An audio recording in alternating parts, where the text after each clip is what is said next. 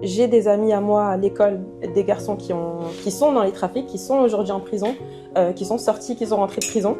Attends, Oui. c'est intéressant là. Donc tu dis que toi-même déjà, Oui, à ton niveau, tu Oui. as des camarades de ta génération oui, déjà. qui étaient dans ce quartier, le Déjà. premier quartier qui était déjà plus calme, C'est ça, qui sont aujourd'hui en prison, qui sont C'est dans ça. les trafics de drogue. c'est ça, Donc aujourd'hui, tu vas nous expliquer l'histoire de la dérive de ton petit frère c'est ça, qui est aujourd'hui en prison c'est ça. à cause des trafics de drogue dans lesquels il est embrigadé depuis petit. Ton Par père rapport à avait eu mon que des père. filles? Oui, d'abord. Ah ouais, Ouais. Donc, en fait, il y a eu ça. Il y a eu ce point qui est très important à mentionner. Donc, c'était vraiment... mon père, il avait l'habitude de dire, oui, si tu étais un garçon, tu sauterais plus haut, tu courirais plus vite, tu lirais ça en 2 secondes, tu serais plus intelligente, etc. Et au final, le garçon tant attendu est arrivé. Et le garçon tant attendu ne répond pas à ce qu'il aurait imaginé vis-à-vis du parcours scolaire et de réussite. En 5e, il avait été viré de son établissement parce qu'il a frappé le proviseur. Et donc au final, mon père a été déçu, a pris ses distances. Ma mère, en fait, elle était en train de chercher mon petit frère tous les soirs et prendre aussi sa défense surtout. Et en fait, elle essaie de se dire que l'image qu'on lui donne de son fils, c'est pas son fils. Et en fait, je sais qu'un jour, mon petit frère, il avait dit, alors quand je sais que mon père l'avait engueulé sur quelque chose, et puis moi aussi j'étais venue pour l'engueuler, je ne sais plus c'était quoi la scène, mais en tout cas la phrase qu'il a dit, je l'oublierai jamais, c'est toi et toi, tous les deux, je gagne 3 fois plus que vous. En fait, ne me parlez pas, je gagne 3 fois plus que vous, j'ai beaucoup plus d'argent que vous. Moi j'étais étudiante, bon j'avais pas beaucoup d'argent, c'est vrai, mais en tout cas c'est ça qu'il a dit, toi et toi réunis, je vous aligne, je gagne plus que vous. Donc toi qui n'as jamais vécu Non. en Afrique de l'Ouest, tu dis à tes parents que tu penses que la solution, ce serait d'envoyer ton petit frère délinquant en Afrique pour que ça le redresse. Ouais, et du coup, il n'était pas tout le temps à la maison. Donc un jour, et c'est très bien que je sois anonyme, c'est que on a pris son billet avec le billet de ma mère. Et quand il est arrivé à la maison par hasard pour je ne sais quoi, on l'a enfermé. On l'a enfermé. Et à ce moment-là, on a attendu son départ, c'était 24 heures après ou 48 heures, en tout cas, il y avait un délai. Et on lui donnait à manger. Et il y a le médecin de famille à ce moment-là qui nous avait donné des somnifères pour pouvoir l'endormir. C'est pas vrai. Ouais, pour pouvoir l'endormir et partir avec lui à l'aéroport en le mettant sur une chaise roulante. On en était là. Et en fait, le médecin de famille nous avait donné ça, on essayait de mettre dans sa nourriture, mais en fait, il avait grillé qu'il y avait quelque chose, donc il recrachait, donc il dormait pas. Et la date du départ, enfin l'heure du départ, pardon, c'est le même jour, arrivait. Et il dormait pas. Donc ça veut dire, on se disait, mais il y a quelque chose. Ça, c'est un film, ça. L'heure de départ, en fait, je sais pas par quel moyen, je crois qu'il avait un téléphone. On a eu une lignée de jeunes qui étaient devant notre immeuble. Le jour, à l'heure où il devait partir. Ouais, à l'heure on devait partir. Et en fait, on est parti en cortège. C'est-à-dire, j'avais conduit la voiture, il y avait mes oncles, ils étaient 2 devant, 2 derrière. Il bouge pas, on le tient, on l'attache. Il dort pas, on part comme ça. En fait, on est parti en mission commando, comme des policiers. Donc, on l'a mis au milieu, il y avait les 4 trucs. Et en fait, c'était en mode, s'il y en a un qui bouge, s'il y a la bagarre, s'il y a une arme à feu, on fait bloc. Donc, c'est la police qui nous a aidés à le mettre dans l'avion. Enfin, ma mère, du coup, qui a aidé ma mère à le mettre dans l'avion. Donc, c'est comme ça qu'il arrive en Afrique de l'Ouest. Donc, ça veut dire qu'il a eu 18 ans, il a eu un laissez-passer pour prendre l'avion, et donc les grands... Qui lui paye l'avion? L'ambassade? Voilà, non. Le réseau. Tu reviens en vendre pour nous. Le réseau? Le réseau. Et il avait son téléphone portable, il avait tous les appels inconnus. Moi, des fois, quand j'intercepte, c'était des appels inconnus. Et en fait, c'est ça, c'est qu'il était encore dans le réseau. Et c'est pour ça que ce frère de sang a réussi à arriver jusqu'à lui et lui dire tu fais. Et donc, c'est le réseau qui lui envoie le billet d'avion? Oui, tout frais payé. Tout frais payé, tu reviens à Paname? Enfin, tu reviens en France? Oui, c'est pas à Paris du coup. Oui, il arrive. Et vous, là, pour le coup, vous ne savez pas. On sait 2 jours, donc parce qu'en fait, je crois que le voyage, donc il a eu son billet, c'est 2 jours après son anniversaire, donc je pourrais pas donner la date, mais Oui. toc, toc, toc. Ouvre la porte. Moi, à ce moment-là, j'étais à l'étranger. Il ouvre la porte. Mon petit frère est là. Donc, il revient à la maison. À la maison. Il frappe. Vous ouvrez la porte et la surprise, le gars est là. Ouais, c'est ça. C'est en mode, vous avez cru que quoi? Vous allez m'envoyer où? Tu sais, vous m'envoyez encore, je reviens. Et donc à ce moment-là, mon père a dit niet, il est sorti et franchement, je pourrais pas dire, parce qu'en fait, ça a été une période tellement choquante, surtout que j'étais loin pour moi. Mais si c'est 2 semaines, c'est trop. 2 semaines après, il était en prison. 2 semaines après, il était déjà en prison. Ouais.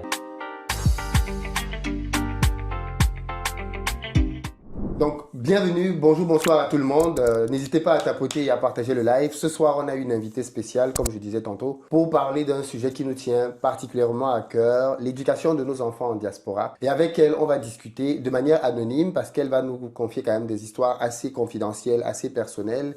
Et le but, ce n'est pas d'exposer sa famille, mais plutôt de partager son histoire parce qu'elle pense que ça va énormément parler aux gens de la diaspora. Il y a beaucoup de choses que l'on ne sait pas, mais aussi les gens qui sont au pays et qui veulent faire venir leurs enfants en Europe pour pouvoir étudier, vivre, ainsi de suite. Donc c'est un témoignage. Je ne connais pas les dessous de l'histoire. Elle m'a donné 2-3 éléments rapidement pour juger de la pertinence d'en parler avec vous. Donc, partagez massivement. Bien évidemment, toutes les personnes qui, comme elle, souhaitent venir pour témoigner, pour raconter ce qu'elles ont vécu, ce qu'un proche eux ont vécu. Donc, vous allez pouvoir nous contacter à bta@investiraupais.com, contact@investiraupais.com, avec pour objet témoignage diaspora. Témoignage diaspora. Donc, le but va être de pouvoir vous écouter, vous donner la parole pour que vous puissiez nous partager votre histoire en diaspora. Donc, sans plus tarder, on va commencer. Donc, bien évidemment, comme je l'ai dit, l'objectif, c'est quand même qu'elle soit anonyme pendant l'interview. Donc, je vais éviter de lui poser des questions qui vont permettre que son identité soit connue. C'est normal que vous ne la voyez pas. Donc, ne me posez pas la question après où est la personne qui parle, où est la personne qui parle. Donc, les amis, on tapote. Et sans plus tarder, on va commencer. Par contre, tu vas un tout petit peu parler, juste pour qu'on s'assure qu'on t'entende bien. D'accord. Bonsoir à toutes et à tous. J'espère que vous allez bien et j'espère que ce live va vous plaire et va vous donner un aperçu de personnes qui sont nées et qui ont grandi en France ou dans la diaspora et aussi un aperçu concernant l'éducation des enfants. Donc, j'espère que vous m'entendez bien. Vous l'entendez bien? Ok. Je pense que les gens t'entendent très bien. C'est parfait. Je ne vais pas te présenter. Nonsense question, Merci. of course. On va entrer tout droit, de but en blanc dans le sujet.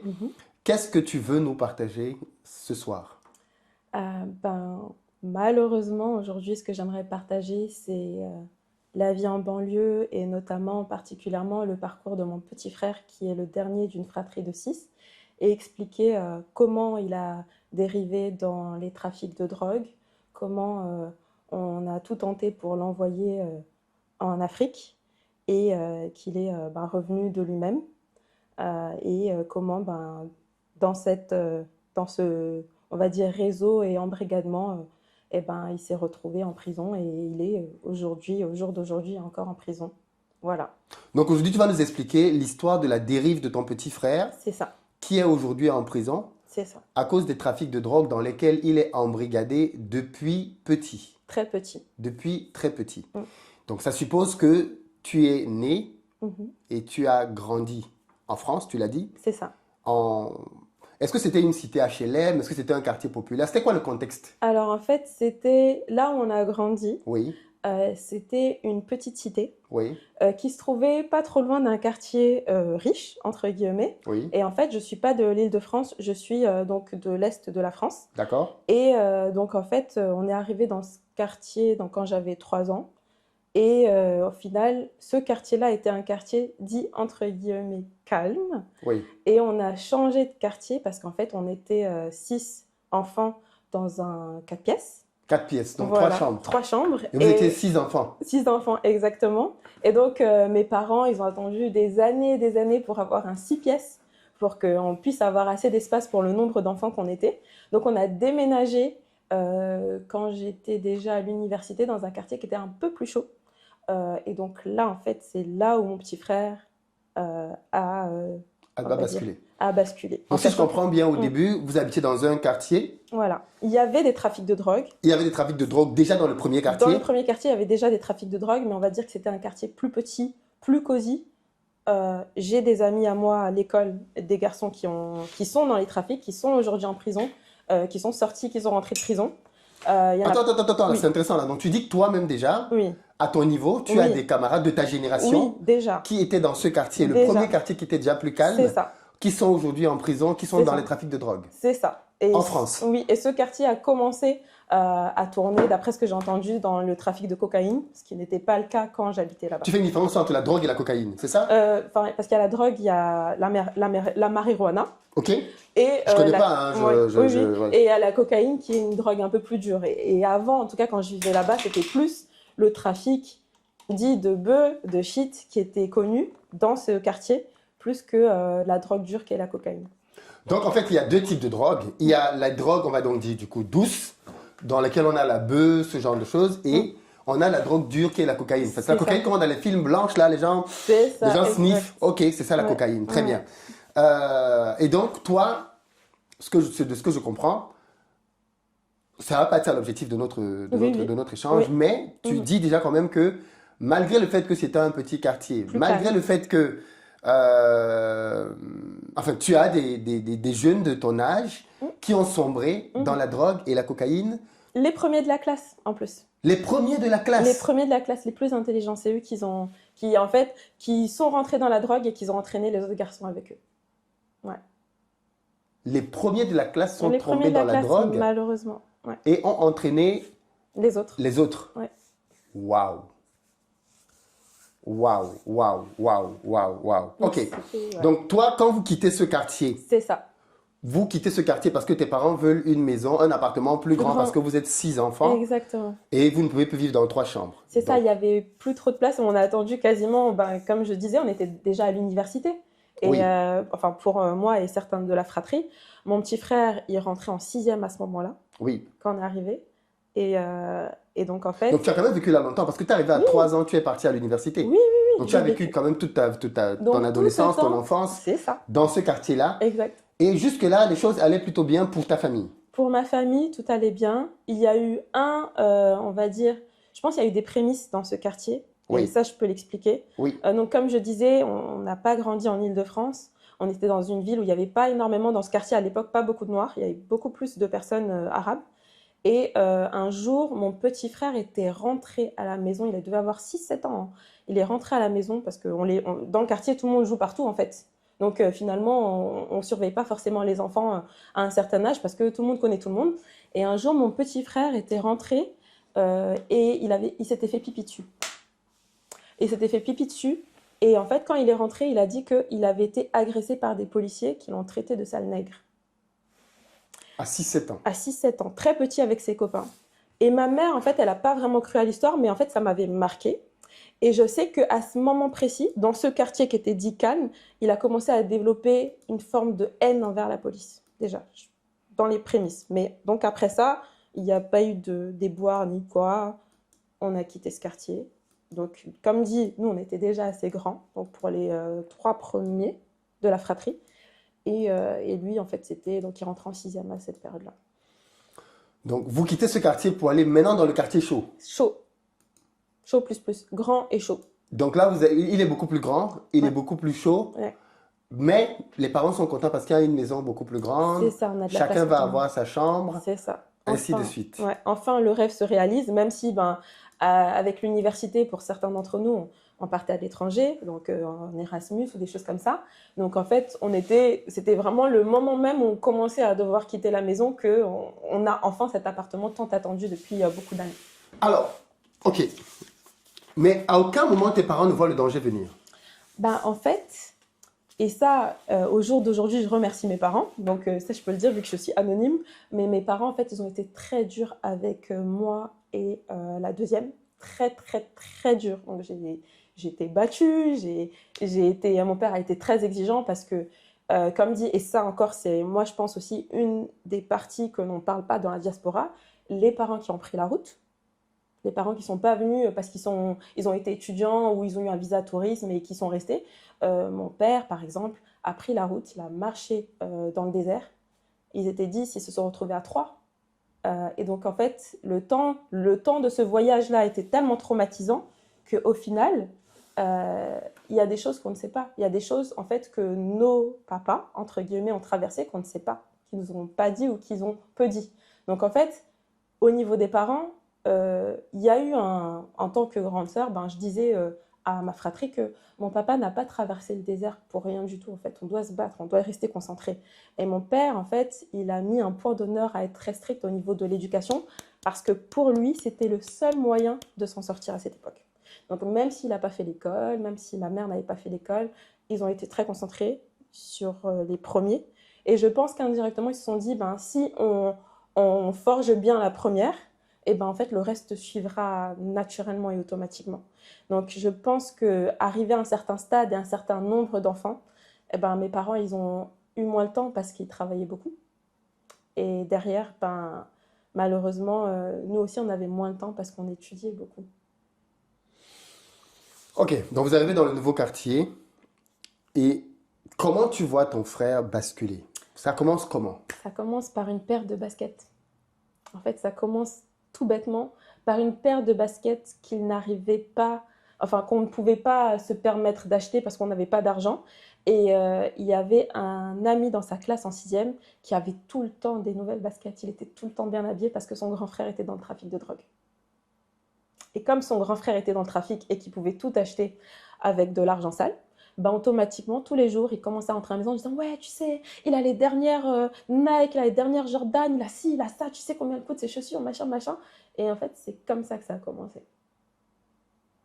Il a commencé à envier un jeune homme, un camarade de classe qui était tout le temps bien habillé, sans savoir, et ça vous allez l'apprendre après, que ce camarade de classe, en réalité, l'argent provenait du trafic de drogue de son grand frère. Si, on le savait déjà. On le savait déjà parce qu'ils n'étaient pas trop loin dans le quartier. Donc, Ok. dans là où on habitait, ils étaient peut-être à un bâtiment ou deux bâtiments devant nous. Donc, on savait déjà qui était le grand frère et on savait déjà qu'il était dans la drogue. Donc, on savait déjà que la personne dont il parlait, on savait d'où venait l'argent. Donc vous saviez quand même en envoyant le petit à l'école que ses camarades de classe Mm. étaient les petits frères, les enfants de dealers. C'est ça. Vous n'avez pas peur de l'influence? En fait, je pense que... En fait, il y a eu plein de trucs. Oui. Je pense que, entre guillemets, mes parents, ils avaient voulu, ma sœur et moi, nous mettre en école privée. Oui. Après, il y avait certaines de mes sœurs qui ont été un peu plus loin dans le quartier pour des raisons de langue ou quelque chose comme ça. Et je pense que pour le dernier, il y a eu peut-être un peu de lâcher prise. Oui, relâchement. Oui. Ouais, de relâchement. Et je pense aussi qu'il y avait aussi les conditions financières qui n'étaient pas favorables à faire l'école dans un autre endroit, en sachant que pour ceux qui étaient restés, parce que moi, j'avais fait l'école privée qu'une année, parce que j'ai redoublé après. Mais en soi...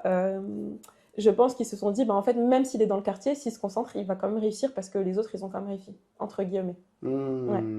Donc, en fait, je pense que mes parents, déjà, il y avait des conditions financières qui n'étaient pas réunies. Et de deux, en fait, c'était un peu plus, on peut le faire confiance. Et il y a un truc que j'ai oublié de préciser, mais j'aurais dû commencer par là, de la fratrie, parce que du coup, j'ai vu tout le monde. C'était le plus intelligent de nous tous. Donc, Ah oui. oui. Donc, je pense que c'est quelqu'un qui aurait pu faire de grandes études, plus que nous. En sachant que dans la famille, vu que je suis anonyme, je peux parler, il y a des personnes qui ont fait des écoles de commerce, il y a des architectes, il y a des directrices ou directeurs juridiques. Enfin, voilà, quand même. Et lui, c'était le plus smart. C'était le plus smart de tous, depuis qu'on était petits. Et puis même en sixième, il avait gagné un concours, je crois que c'était un concours de lecture, il y avait une tablette à gagner, il a tout fait pour gagner ce concours, et en fait, quand il voulait quelque chose, il l'avait. Ok. Donc, il est donc dans ce lycée. Oui. Il a ce camarade de classe qui commence à avoir un impact sur lui parce qu'il veut posséder les choses. C'est ça. Et ça commence, et il voit bien que chez lui, on ne peut pas lui donner ça. Impossible. Qu'est-ce qu'il fait? En fait, il y a une frustration en fait, qui commence à naître. Et donc, c'était vraiment répétitif. C'était vraiment, pour moi qui ne connais pas les marques de basket ou ni les prix des baskets, c'était vraiment « Ah, t'as vu cette basket, t'as vu ci ?» En fait, c'était vraiment une passion qu'il a développée sur l'accoutrement des gens, en fait, même dans la rue. Et au fur et à mesure, en fait, à ce moment-là, sans qu'il y ait de signes avant-coureurs, mes parents décident de l'inscrire au sport dans le quartier. Et c'était la boxe. Parce que mon papa avait fait un peu de boxe, donc du coup, je ne sais pas s'il en a parlé ou quoi, mais en tout cas, mes parents ont décidé qu'il ferait de la boxe. Et en fait, dans ce club de boxe, donc il y avait toutes les personnes du quartier et le professeur, d'après ce qu'on m'a dit, le professeur de boxe, c'était quelqu'un qui recrutait les jeunes pour les mettre dans le trafic de drogue. Donc c'est à la boxe qu'il a commencé à faire les premières choses vis-à-vis de la drogue. Et quand on commence, pour ceux qui connaissent, c'est que les jeunes, d'abord, ils ne commencent pas à vendre de la drogue directement. D'abord, ils font les guetteurs. Ils regardent s'il y a la police qui arrive. Et puis, quand ils font ça, la première fois, ils touchent peut-être un peu d'argent. Je ne sais pas exactement le montant, mais ils touchent un peu d'argent. Ils sont contents de se dire « Ah, j'ai juste fait ça et j'ai eu de l'argent. Mais ça veut dire que voilà, si je fais ça toute la journée, je vais gagner plus d'argent, etc., etc. » Et ça commence comme ça. Donc, en fait, à partir de la 5e, s'il allait plus de 2 semaines à l'école, c'est déjà bien. Ah ouais, 5e déjà. Ouais, 5e. 5e, ça a commencé. 5e, c'était là. Et à ce moment-là, en fait, c'était des soirs où il ne rentrait plus à la maison. Donc, on le cherchait partout. En 5e, il a quoi, 10, 12 ans? Ouais, il était entre ses 12 ans, 12, 13 ans, je crois, à peu près, je ne sais plus, mais oui, en tout cas, 5e. 5e, ça a commencé. Il ne rentrait pas tout le temps à la maison. On commençait à retrouver... je ne sais pas si c'était déjà en 5e, mais en tout cas, il y a eu des choses qu'on retrouvait qu'on ne devait pas retrouver. Notamment de l'argent qui sortait de nulle part. Les tenues qu'il voulait, il les avait. Il était habillé d'une certaine manière, donc on savait que ça ne venait pas de ni papa ni maman. Et à ce moment-là, alors là, je pense que c'était un peu plus vers la 4e, 3e, enfin, s'il avait continué, on a trouvé un couteau. Un couteau. Mais c'est pas les couteaux normaux, c'est un peu style un sabre comme ça, les couteaux, les longs couteaux qu'il avait cachés dans un placard en fait. Donc en fait, c'est comme ça que ça a commencé, malheureusement. Et en 5e, en fait, pourquoi je dis que l'école s'arrête en 5e, c'est qu'en 5e, il avait été viré de son établissement parce qu'il a frappé le proviseur. Donc il a été viré, il avait été emmené dans un autre établissement, puis un autre, puis un autre.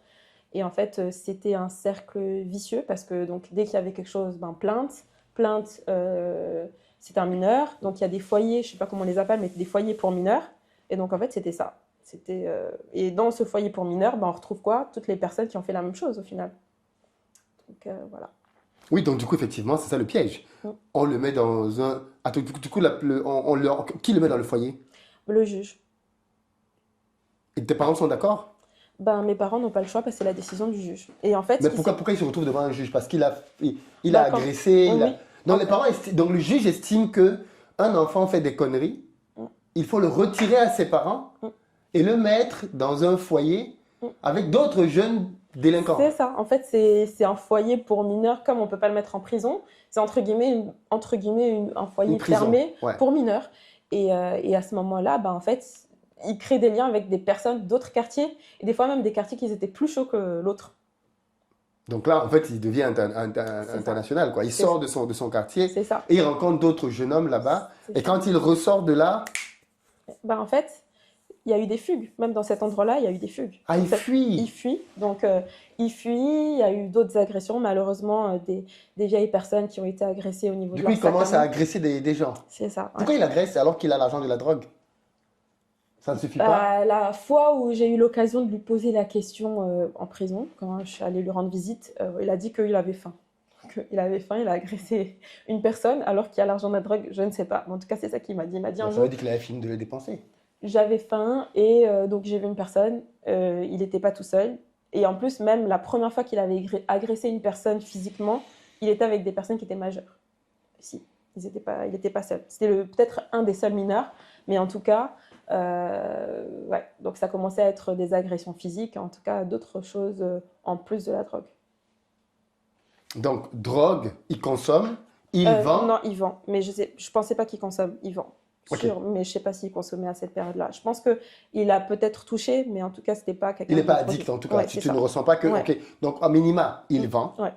Il a l'argent de la drogue, il est déscolarisé en 5e, il ne va plus à l'école, il est viré de l'école, il a frappé son proviseur, il est condamné par un juge suite à ces nombreuses agressions-là. Il se retrouve en maison, je ne sais pas comment on appelle ça, et il ressort de là, parfois il fait des fugues, on le ramène, il C'est ça. ressort de là. Une bêtise, euh, jugement pour mineur et rebelote et rebelote. Et à ce moment-là, en fait, déjà, je pense qu'il y a un point précis que j'ai oublié de mentionner, dont on avait parlé rapidement avant qu'on commence.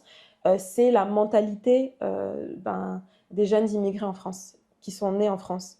C'est que, en fait, mentalement à l'école, on nous met déjà dans une case. Et ça, je sais que beaucoup de gens qui sont nés, qui ont grandi en Afrique et qui arrivent après le bac n'arrivent pas à comprendre ça. En fait, que mentalement, en fait, les gens sont déjà, toi, t'es noir. Euh, et toi, si on parle de l'histoire de l'Afrique, on parle de l'esclavage, on parle de la colonisation. Donc déjà, on te dévalorise. Et derrière, tes parents n'ont pas fait d'études, donc on te dit, automatiquement, tu ne peux pas faire d'études. En fait, on te met déjà dans la case. Donc en fait, tu te mets dans la case, naturellement. Et même pour moi, hein, je vais parler, les personnes qui étaient les filles grandes de mon quartier, bac pro, sans dévaloriser le bac pro, mais en tout cas, il n'y avait pas beaucoup de filles dans mon quartier qui avaient fait un bac plus 5.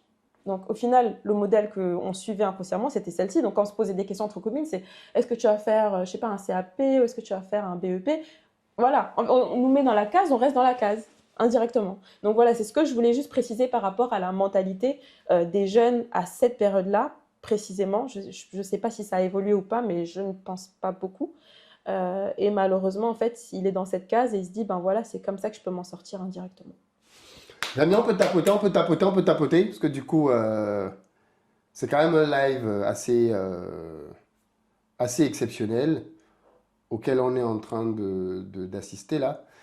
Ok, euh, très bien. C'est chaud. Du coup, il est donc dans cet embrigadement-là. Mm, Il a 14, 15 ans, ainsi de suite. Ok, mm. ça continue comment, la dérive? Ben, avec Du ce coup, cercle vicieux, il passe déjà chez le juge. c'est ça, Il est déjà mis en maison d'arrêt, je sais pas trop de c'est ça. quoi. Euh, et comment tes parents vivent ça? Ils sont impuissants, ils se... Alors, mon père, je l'ai senti impuissant face à la situation. Et je pense aussi que si on remonte un petit peu les faits, c'était, on va dire, le garçon tant attendu euh, Ton par père rapport à avait eu mon que des père. filles. Oui, d'abord. Ah Ouais. ouais. Donc, en fait, il y a eu ça. Il y a eu ce point qui est très important à mentionner. Donc, c'était vraiment. Mon père, il avait l'habitude de dire oui, si tu étais un garçon, tu sauterais plus haut, tu courirais plus vite, tu lirais ça en 2 secondes, tu serais plus intelligente, etc. Et au final, le garçon tant attendu est arrivé. Et le garçon tant attendu ne répond pas à ce qu'il aurait imaginé vis-à-vis du parcours scolaire et de réussite. Euh, donc, en fait, je pense qu'il a été. Mon père, c'est pas quelqu'un qui parle beaucoup, hein, mais dans l'observation que j'ai eue, il a été déçu. Il a été très déçu. Et donc, en fait, je pense qu'il s'attendait tellement pas qu'il a pris un recul. Et je sais que quand on était plus jeune, parce que, comme je vous ai dit, mon papa, il était très dur avec moi et ma sœur. Et quand, en fait, mon petit frère était là, au début à l'école, en fait, il commençait à le frapper, à être très, très dur avec lui.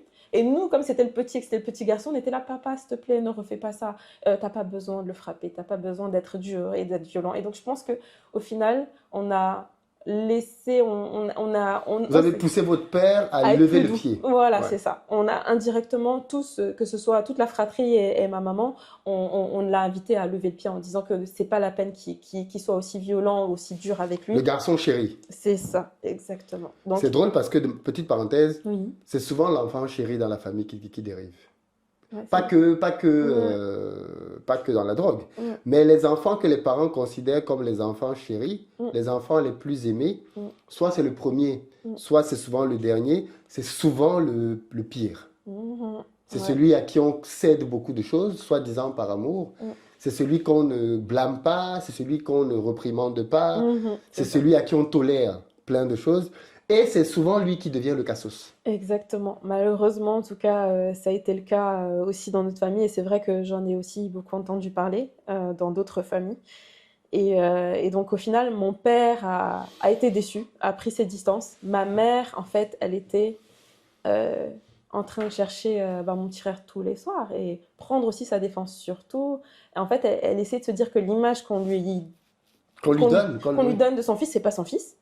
Et en fait, à ce moment précis, en fait, c'est là où ma mère elle s'est beaucoup impliquée dans la religion. Parce qu'en fait, chercher son enfant de 12-13 ans sous la neige, sous la pluie, sous le vent, en demandant à tous les dealers de drogue du quartier où se trouve l'enfant. Voilà, ça a été une phase mentalement très difficile pour ma mère, très très difficile. Et en fait, il n'y a que la religion qui l'a sauvée à ce moment-là, uniquement. Ok, donc on continue. Ton frère, donc, bah, du coup, il a lâché l'école, c'est-à-dire Complètement. qu'on ne parle plus de seconde, première. En fait, Il il n'a était pas de viré. BEPC. Non, il a été viré d'un établissement. Il allait le premier jour pour faire acte de présence parce qu'ils ont des éducateurs à ce moment-là. Ouais. Et après, ben, rebelote, il y a une violence, il y a quelque chose, ou sinon il y va juste plus. Et Toi, moi, sa grande sœur, tu essayes de lui parler, vous aviez quelle relation? j'essaye de lui parler. Et en fait, ce que j'ai essayé de faire, alors peut-être à tort ou à raison, c'est peut-être de projeter la dureté que mon père avait eue avec lui et aussi les autres de la fratrie. En fait, je me suis dit, bon, ils sont trop fatigués peut-être pour être aussi durs, donc maintenant c'est à moi d'être difficile. Et je pense que c'est pas bien passé parce que, en fait, j'essayais d'être le grand frère et la grande sœur. Donc, je sais pas, je devais avoir un double rôle pour être dure comme un homme et un moment aussi douce comme une femme. En tout cas, bon, bref, je sais pas comment l'expliquer, mais j'ai été très dure. Et en fait, donc, nos relations étaient très conflictuelles quand il a commencé à rentrer dans la drogue. Donc, j'essayais de faire les devoirs avec lui. Il y avait beaucoup de violence, il y avait beaucoup d'insultes, il y avait beaucoup de gros mots. En fait, c'était parti en confrontation. J'ai pas réussi à cette période-là, hein, je parle, à avoir un dialogue plus posé pour lui faire comprendre qu'il n'était pas dans le bon chemin. Et donc, ce que j'ai essayé de faire, c'est vraiment de parler avec les grands de la famille, de faire des réunions familiales et d'inviter la famille à faire en sorte de l'envoyer en Afrique de l'Ouest. Ça, c'est un peu à quel âge que tu Enfin, là, prends? c'était quatrième, troisième. Hein. En fait, j'avais déjà des prémices en disant c'est la seule solution. Maman, papa, là, on peut rien faire d'autre. Donc, toi qui n'as jamais vécu Non, en jamais. Afrique de l'Ouest, Mm, tu dis à tes parents que tu penses que la solution, ce serait d'envoyer ton petit frère délinquant en Afrique pour que ça le redresse. ouais. En fait, et ça, c'est aussi quelque chose de marrant, c'est que beaucoup de parents disent oui, si tu continues à faire comme ça, on va t'envoyer en Afrique, tu vas être là-bas, tu vas voir, tu vas souffrir, machin, machin. Mais en fait, cette image-là, pour moi, elle est un peu erronée et en fait, ça donne une mauvaise image de l'Afrique. Parce qu'au final, moi, pourquoi j'ai dit ça à mes parents, déjà, pour commencer, c'est que ben, quand je suis arrivée à l'université, on n'était pas beaucoup nés et grandis en France africains à être dans l'école de commerce que j'ai fait ou ben, les études supérieures. Et, euh, et au final, j'ai mon meilleur ami fraîchement arrivé du bac, etc., etc. Et je me suis rendu compte que tous les amis que j'avais autour de moi, africains, ils sont venus après le bac. Et donc là, je me suis dit, en fait, le problème, il est peut-être là. C'est que nous, on a une perception erronée de l'Afrique. Mhm. Et de l'autre côté, nous qui avons grandi ici, on nous a mis dans une case et on est resté dans cette case, donc on n'est pas allé très loin dans les études. Et donc peut-être que pour faire en sorte que mon petit frère se reconcentre sur les études, c'est de retourner en Afrique, se dire que voilà, tu es un noir comme tout le monde, tu peux réussir comme tout le monde, toutes les barrières qu'on t'a mis et les fréquentations qu'on t'a mis autour de toi, ben, tu vas voir qu'en fait, elles n'existent pas. Hmm. Et en fait, je sais qu'un jour, mon petit frère, il avait dit, alors quand je sais que mon père l'avait engueulé sur quelque chose, et puis moi aussi j'étais venue pour l'engueuler, je ne sais plus c'était quoi la scène, mais en tout cas la phrase qu'il a dit, je l'oublierai jamais, c'est toi et toi, tous les deux, je gagne 3 fois plus que vous. En fait, ne me parlez pas, je gagne 3 fois plus que vous, j'ai beaucoup plus d'argent que vous. Moi j'étais étudiante, bon j'avais pas beaucoup d'argent, c'est vrai, mais en tout cas c'est ça qu'il a dit, toi et toi réunis, je vous aligne, je gagne plus que vous. Et Il avait quel âge à ce moment-là? là c'était, je pense, quatrième, troisième. Quatrième, troisième, Un il peu avant, dit ouais. à son père Et à moi. et à sa grande sœur, toi et toi, je vous aligne. J'ai vu, elle a dit 3 fois plus que vous. En tout cas, elle a dit Je gagne 3 fois plus que vous. Allez, calmez-vous. Bougez-vous. Bougez de là. Quittez de mon chemin. C'est ça. Et donc, en fait, quand il a dit ça, en fait, et c'est là où, à ce moment-là, quand il a dit cette phrase, et la phrase que je vais mentionner là, c'est là que je me suis dit à quel point les personnes qui sont au-dessus sont fortes pour mettre des idées dans la tête des enfants. Parce que il a dit, vous travaillez pour l'esclavagiste. Il a dit à son père et à toi, vous travaillez pour l'esclavagiste. C'est qui l'esclavagiste? Le blanc? Ouais. Et ça peut pas sortir de sa tête comme ça, en fait. C'est Ouais. vraiment, il s'est assis avec les grands et voilà. Genre, Ah. ne suis pas la voie là. Tu vois comment ils sont en train de se lever à 8 heures Ils du matin travaillent pour pour le aller. système, ils C'est travaillent, ça. ils sont esclaves du système. C'est ça. Regarde, toi, tu gagnes plus qu'eux. Et en Exactement. plus, tu n'es pas esclave du système. Et C'est il est ça. venu recracher ça à son père. C'est ça. Quand on est en train de l'engueuler sur quelque chose, ouais. Donc, cette période-là m'avait choquée Mais par lui, il est rapport à son l'esclave, attitude. lui, il est l'esclave de la drogue. Mais en fait, ce qui est impressionnant, et je sais qu'il y avait un YouTuber qui avait parlé de ça, c'est que l'argent de la drogue, tu peux rien faire avec. À part t'acheter peut-être des vêtements, une voiture en cash, mais tu peux pas voyager avec l'argent de la drogue. Pourquoi? Tu peux pas envoyer ta Oui, c'est maman. vrai, puisque c'est Bah un oui, argent liquide. c'est ça. Tu peux pas envoyer ta maman faire un pèlerinage religieux avec l'argent sale. Ta maman elle va pas accepter. En fait, tu peux. Si ton objectif est de rendre heureux tes parents, mais en fait c'est foiré d'avance. Qu'est-ce que tu peux faire avec cet argent? Ça, c'est vrai en plus. En fait, c'est un argent qui ne circule pas dans le réseau bancaire. Non, Et la ça. plupart des choses aujourd'hui sont achetées via le réseau bancaire. Donc, Exactement. tu as beaucoup de T'es prisonnier de cash, ton argent. mais tu ne peux rien faire. Ouais, D'où la notion de blanchir l'argent. ouais. Et, euh, et là, je vais un peu revenir en arrière parce que tu sais, on parle d'argent et ça me fait penser malheureusement à la prostitution. Oui. Les moyens qui sont utilisés pour embrigader les jeunes, ce que j'ai dit en premier, c'est donc l'argent. Tu peux gagner un petit 20 euros, peut-être 30 euros, je ne sais pas le montant, mais en tout cas, tu peux gagner de l'argent. Et il y a un truc, en tout cas, ça c'était les gars donc, qui sont tombés dans la drogue dans mon quartier. Donc je parle de ma génération. Je pense que sa génération, ça a dû être la même chose, d'après ce que j'ai entendu. Mais c'est que, en fait, il y a les caves. Dans les caves, il y a des petits jeunes qui attendent de se faire dépuceler. Et donc, Quoi? dans les caves, Quelle cave? les caves des quartiers, ça peut être n'importe quelle cave Qu'est-ce que tu dans ce appelles cave? La quartier. cave d'un immeuble? La cave d'un immeuble. En fait, il y a des jeunes qui sont prêts à être des pucelés, Des garçons. oui, des garçons. Et en fait, les grands de ce quartier, pour justement avoir le contrôle sur eux, amènent une prostituée, généralement. Et cette prostituée-là, en fait, tous les garçons vont faire leur première fois avec. Et en fait, la sensation d'avoir du sexe facile est aussi un moyen, un canal qui est utilisé pour faire tomber les jeunes garçons dans la drogue. Attends. Je comprends. Attends. Donc, pour avoir de l'ascendance sur les jeunes, Mm. il ramène une prostituée. Mm. Et donc, j'imagine, les jeunes ont quoi? 12, 13, 14 ans? Très jeune. Très jeunes. Enfin, franchement, je peux pas dire tous les âges parce que j'en ai pas conscience, mais moi, je sais que les gens donc avec qui j'étais à l'école, les gens de ma génération, bah, comment ils sont tombés, des fois, c'est pas forcément l'argent facile, c'est le Le sexe. sexe facile. Et le sexe, on ramène une prostituée, waouh! Et puis voilà. Et Oui, un parce que jeune quand tu as garçon. 12, 13, 14 ans, qu'est-ce que tu sais? Tu n'es pas en mesure de draguer une fille. Enfin, tu n'as pas les atouts pour avoir du sexe quand tu as cet C'est âge-là. ça. Et les grands Et utilisent donc, aussi ça. les grands se servent de ça Mm. en mode genre, si tu veux plus de sexe, C'est ça. Là, tu vas. tu pourras te payer n'importe quelle pute si tu veux avec ton argent. Et c'est pour ça que ça m'a fait penser à ça. Ok, donc du coup, ils vont entrer dans le game pour avoir de l'argent, pour aller chercher des prostituées. Ouais. Waouh. Donc c'est plus... En fait, le jeune qui, à la limite... Mais ce que tu dis là est très intéressant parce qu'en fait, tu vois, tu pourrais te dire que si tu donnes à ton enfant ce qu'il faut en termes de vêtements, en termes de mode, il est à l'abri. Mais en fait, non. Non, pas du tout. En fait, Il y a un autre levier. C'est ça. C'est-à-dire, si on se rend compte que bon, lui, les vêtements, tout ça, ça ne l'intéresse pas, ou il a ce qu'il faut, il a la dernière PlayStation, et ben on va lui proposer des femmes. On va lui proposer du sexe. En fait, il faut qu'ils puissent, donc ces grands du quartier, comme on les appelle, tenir les jeunes par quelque chose. Donc ça peut être le sexe, ça peut être l'argent facile, et ça peut être aussi le dernier point, je pense que c'est le côté bad boy.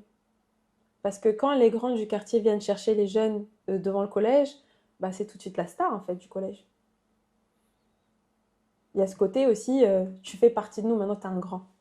Et aussi le côté protection. On te protège. On te protège. Mon petit frère a l'habitude de dire, et encore même quand je suis allée le voir en prison, mes frères de sang. C'est comme ça qu'il les appelle. Parce que du coup, pour beaucoup, donc là je prends le cas de mon frère et d'autres personnes que je connais, ils ont été dépucelés en même temps. En fait, ils ont vécu des expériences folles ensemble. Ils ont fait aussi des choses mauvaises ensemble. Bon, ça fait partie des choses mauvaises en soi. Et donc, ils sont liés en quelque sorte. Donc, ça veut dire que ils sont dépucelés en même temps, ils couchent en même temps avec les mêmes filles, ils vendent de la drogue ensemble. En fait, c'est ça, ça crée vraiment des liens. Ils fuient la police ensemble, Ils dorment ensemble. ils dorment ensemble, donc ça devient des frères de sang. C'est ça. Et donc, en fait, tu as tes parents qui travaillent tout le temps. Non, mais pour ramener est-ce que les parents sont conscients de ce qui attend les enfants? C'est ça. Tu as tes parents qui travaillent tout le temps pour pouvoir C'est pas possible. payer un loyer, faire en sorte qu'il y ait de la nourriture sur la table. Et en fait, tu as d'autres personnes qui profitent de l'absence de Mais ces pourquoi parents. les grands du quartier ont besoin des enfants? Ça paraît... Mais pourquoi ils ont besoin des enfants? Pourquoi ils font pas leur truc eux-mêmes? Parce qu'ils veulent pas... En fait, c'est ça, c'est des couvertures, les petits. C'est première ligne. Première, tu as tout dit. Première ligne. Première ligne. Un mineur, tu Si l'envoies ça pas en prison. pète, Première ligne, on ne les atteint pas. c'est ça. Et en plus, Et eux, j'imagine qu'on leur dit bien que si ça se gâte, vous ne donnez jamais nos noms, vous ne remontez. rien. Mais en fait, et là, tu as touché un sujet. Et donc là, c'est dans mon ancien quartier. Mais finalement, mon ancien quartier, bon, peut-être que moi, j'ai grandi, c'est ma normalité en fait. Mais on ne balance jamais personne. Je sais que jusqu'à aujourd'hui, j'ai encore cette règle. Ce code. Ne balance jamais personne. En fait, et la scène, pourquoi dans ma tête c'est ancré, c'est que normalement pendant le mois du Ramadan, dans mon ancien quartier du coup, petit quartier, personne ne deal pendant le mois du Ramadan. C'est la règle. Personne ne... Ne deal. Pas de drogue pendant le mois du Ramadan. Ok. Et bon, je sais qu'après vers la fin, ça c'est un peu, il y a des gens qui sont un peu laissés, mais en tout cas c'était la règle. Pendant le mois du Ramadan, les gens ils ont qu'à aller ailleurs, il n'y a pas de drogue. Et un jour, pendant le mois du Ramadan, il y a On t'apporte les amis, on partage le live. Oui. il y a quelqu'un qui était sorti de prison. Et il a réussi à sortir de prison parce qu'il avait balancé des gens. Et pendant le mois du Ramadan, en fait, j'entendais dans mon quartier, on va le tuer, on va le tuer, on va le tuer. Et moi, je suis là. Et pourquoi on va le tuer? Il a balancé, il a balancé. Ça a tourné. De toute façon, c'est ça, les rumeurs, ça va très vite. Pendant le mois du Ramadan, devant ma fenêtre, je sors, le gars est en voiture, un scooter qui arrive pour le poignarder. Pendant le mois du Ramadan. Parce qu'il avait balancé. On ne balance pas.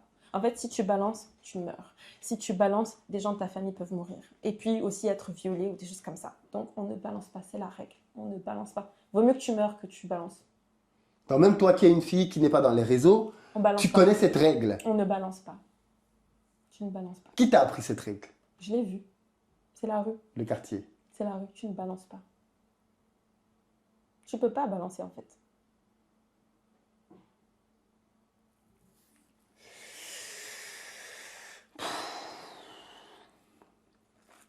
Ok. Et le gars qu'on poursuivait en couteau, il avait eu? Ou il a pu s'échapper? Et il a été poignardé à la tête. Il a perdu beaucoup de sang, mais il était vivant. Il n'est pas mort, quoi. Mais en tout cas, le geste, je ne sais pas si les jours qui ont suivi, je ne pense pas avoir entendu qu'il est mort. Je pense qu'il a fui, mais je ne sais plus où il avait fui. Oui, il avait fui. En fait, je pense que si. En fait, pour moi, balancer, surtout en prison, et sortir de la prison, en sachant que les gens de la prison parlent aux gens de l'extérieur, ça on en parlera sûrement après, en fait, c'est comme si tu voulais mourir ailleurs, en fait. Pour moi, c'est comme ça que je le vois. En fait, oui, dans la prison, tu es blacklisté. À l'extérieur, on t'attend. Oui, bah, en fait, il aurait pu mourir à la prison, dans la prison aussi, hein. C'est pas qu'il n'y a pas de danger en prison. Oui. Mais c'est juste que, en fait, tu sais ce que tu as fait. Tu es foutu des deux côtés, tu es foutu. Ouais, voilà, c'est ça. En fait, bon, avec du recul, je comprends pas le geste, mais après, je ne suis pas cette personne pour avoir. Mais en tout cas, c'est la règle. Patate. Alors, ok, on revient Oui. à notre histoire. Oui. Donc, il y a ce sujet qui commence à venir de il faut l'envoyer en Afrique. C'est ça. Je fais des réunions avec Pourquoi les... c'est toi qui initie ce sujet? Pourquoi j'initie? Je pense que mes parents et plus ma mère a peur en fait de l'éloignement. Je pense que quand j'en parle, peut-être que c'était dans l'idée de mes parents, hein, je peux pas dire. Mais en tout cas, quand j'en parle, je sais que ma mère, la crainte, c'était l'éloignement. Ce qui est normal pour une mère de voir son fils qui n'est pas à côté d'elle, c'est pas facile. Mais j'ai dû insister plusieurs fois. Et au début, les juges n'étaient pas partants en fait. Et l'éducateur aussi qui suivait mon petit frère, parce qu'il y en a eu plusieurs, mais en tout cas à cette époque-là, quand on a commencé à en parler à l'extérieur de la famille, après les conseils de famille, où on commençait à dire peut-être, peut-être pas, peut-être pas, quand on en parlait aux éducateurs... Excuse-moi un peu, s'il te plaît. Oui, Est-ce qu'on peut vraiment partager ce live massivement? Je pense quand même que c'est le genre de sujet qui mérite d'être partagé. Partager le live dans les groupes de famille, je pense que c'est important quand même. Pour le coup, je pense que c'est un sujet très, très important. Partager le live dans les groupes de famille et demander aux gens de se connecter. Parce que j'imagine que tout à l'heure, on va peut-être prendre 2-3 questions. que des gens pourraient avoir si à la fin de l'histoire, des choses ne sont pas claires. Ouais. Mais je pense que c'est clairement le genre de live que vous pouvez partager dans un groupe de famille, que vous pouvez partager dans un post, que vous pouvez liker, parce que pour le coup, c'est du contenu qu'on n'a pas l'habitude d'entendre sur Internet. Et c'est important. Je pense que c'est important que les parents qui... Parce que, tu vois, ce que tu dis là, moi, ça me parle. C'est important que les parents comprennent que tu laisses pas traîner ton enfant au quartier, en fait. Et tu sais... Moi, j'ai jamais... C'est drôle parce que moi, j'ai grandi dans ça. J'ai grandi au pays. J'allais jouer en bas tous les soirs, mais il n'y avait pas de drogue, il n'y avait pas de sexe. Bon, nous, on avait les papas et maman, mais c'était des conneries, je veux dire. C'était des petits jeux, papa, maman, c'est elle qui est papa, c'est elle qui est maman. Ils vont dormir ensemble. Mais en fait, il ne se passait rien, quoi. Il ne se passait rien. Nous, on avait les papas, maman. Bon, peut-être qu'il y avait d'autres qui avaient d'autres papas, maman, mais dans mon quartier, il y avait papa et maman, il n'y avait rien. Et c'était les meilleures années de ma vie. Moi, je repense à ça. Jusque je dis, j'aime tellement ces moments. On finissait l'école, on rentrait à la maison, on allait jouer en bas. À 18h, parce que la télévision commençait à 18h. C'est pas comme maintenant. À 18h, on avait un dessin animé, Tortue Ninja, on avait un dessin animé, Ordi, on regardait Ordi. On avait un dessin animé, et on finissait de voir le dessin animé, et on redescendait. On jouait jusqu'à ce que 19h, parce qu'en plus, la zone, il y avait de la pelouse, du gazon, il y avait des lampadaires. Donc, on jouait là jusqu'à ce que 20h, 21h, jusqu'à ce qu'un parent dise à son enfant, allez, rentre! Et tous les parents commencent à dire, rentre, rentre, rentre! Et on faisait ça quasiment tous les soirs. C'était magnifique. Mais je ne me vois pas laisser mon enfant descendre en France jouer. Non, franchement, vaut mieux pas. Et puis aussi... Je n'imagine même pas le scénario en France. Ouais, bah, on se comprend. Et je pense aussi faire attention aux fréquentations de l'enfant. C'est très important. Savoir qui sont ses amis. Parce qu'en fait, pour même d'autres dans la fratrie, hein, quand on ne sait pas qui sont les amis de la personne, c'est que c'est louche déjà. Commençons par le commencement. Et deuxièmement aussi, les activités sportives et socioculturelles de l'enfant. Il faut y aller. En fait, même si l'enfant il joue dehors au foot ou il joue C'est dans pour un ça club que le foot, c'est un sport très dangereux. Parce que, excusez-moi, mais la plupart des enfants qui vont au foot, c'est des cassos. Envoie ton enfant au tennis, envoie ton enfant à la natation. Au golf. Envoie ton enfant au golf, envoie ton enfant... Et il n'aura pas les mêmes rencontres. Envoie-le au foot, il va aller rencontrer Mamadou là-bas, il va aller rencontrer Mustapha, il va aller rencontrer le grand du quartier. Parce que le foot, ça, c'est un truc qu'on aime bien. C'est ça. Mais quand tu regardes l'équipe de France, 99% des mecs qui jouent viennent des banlieues. Ouais, ben c'est ça, tu as raison. Et tu vois, ben là on parle du foot, mais en tout cas, quelle que soit l'activité sportive, parce que personnellement, le golf, le tennis, pour ma famille, c'était trop cher. Donc je pense que pour beaucoup de familles, c'est un budget. Bien sûr, l'argent vient... Voilà, le foot, c'est gratuit. C'est ça, le foot, c'est gratuit. Et puis même en club, c'est pas trop cher. Moi, d'ailleurs, bon, on n'est pas du tout là pour parler de moi, mais moi, je sais que, et ça, je remercierai toujours ma meilleure amie de l'époque, c'est elle qui m'a sortie du quartier avec le basket. Parce qu'en fait, j'avais eu une meilleure amie que j'avais rencontrée dans ma seule année d'école privée où j'ai redoublé. Et en fait, c'est elle qui m'a tendue sous la pluie parce qu'elle voulait que j'assiste à un entraînement basket. Et c'est le basket qui m'a sortie du quartier. Voilà, mais c'est pas... Parce que je voulais qu'on parle un tout petit peu de ça, parce que là on parle beaucoup des garçons, mais quelles sont les tentations des filles? On va peut-être en parler. Ouais, plus tard, mais ouais, parce que j'imagine que c'est pas le paradis pour les filles non plus.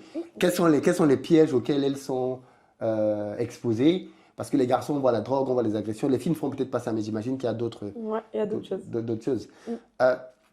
Donc, tu commences à mener l'idée dans la famille de l'envoyer en Afrique. C'est ça, exactement. Et j'ai dit Mamadou, j'aurais pu dire Philippe, j'aurais pu dire Jean-Pierre. Calmez-vous un peu là, je veux dire. Arrêtez avec vos histoires de pourquoi tu as dit Mamadou. Non, mais après, c'est l'Afrique de l'Ouest, donc en soi... Il y a beaucoup d'Afrique de l'Ouest dans les cités aussi. Ouais.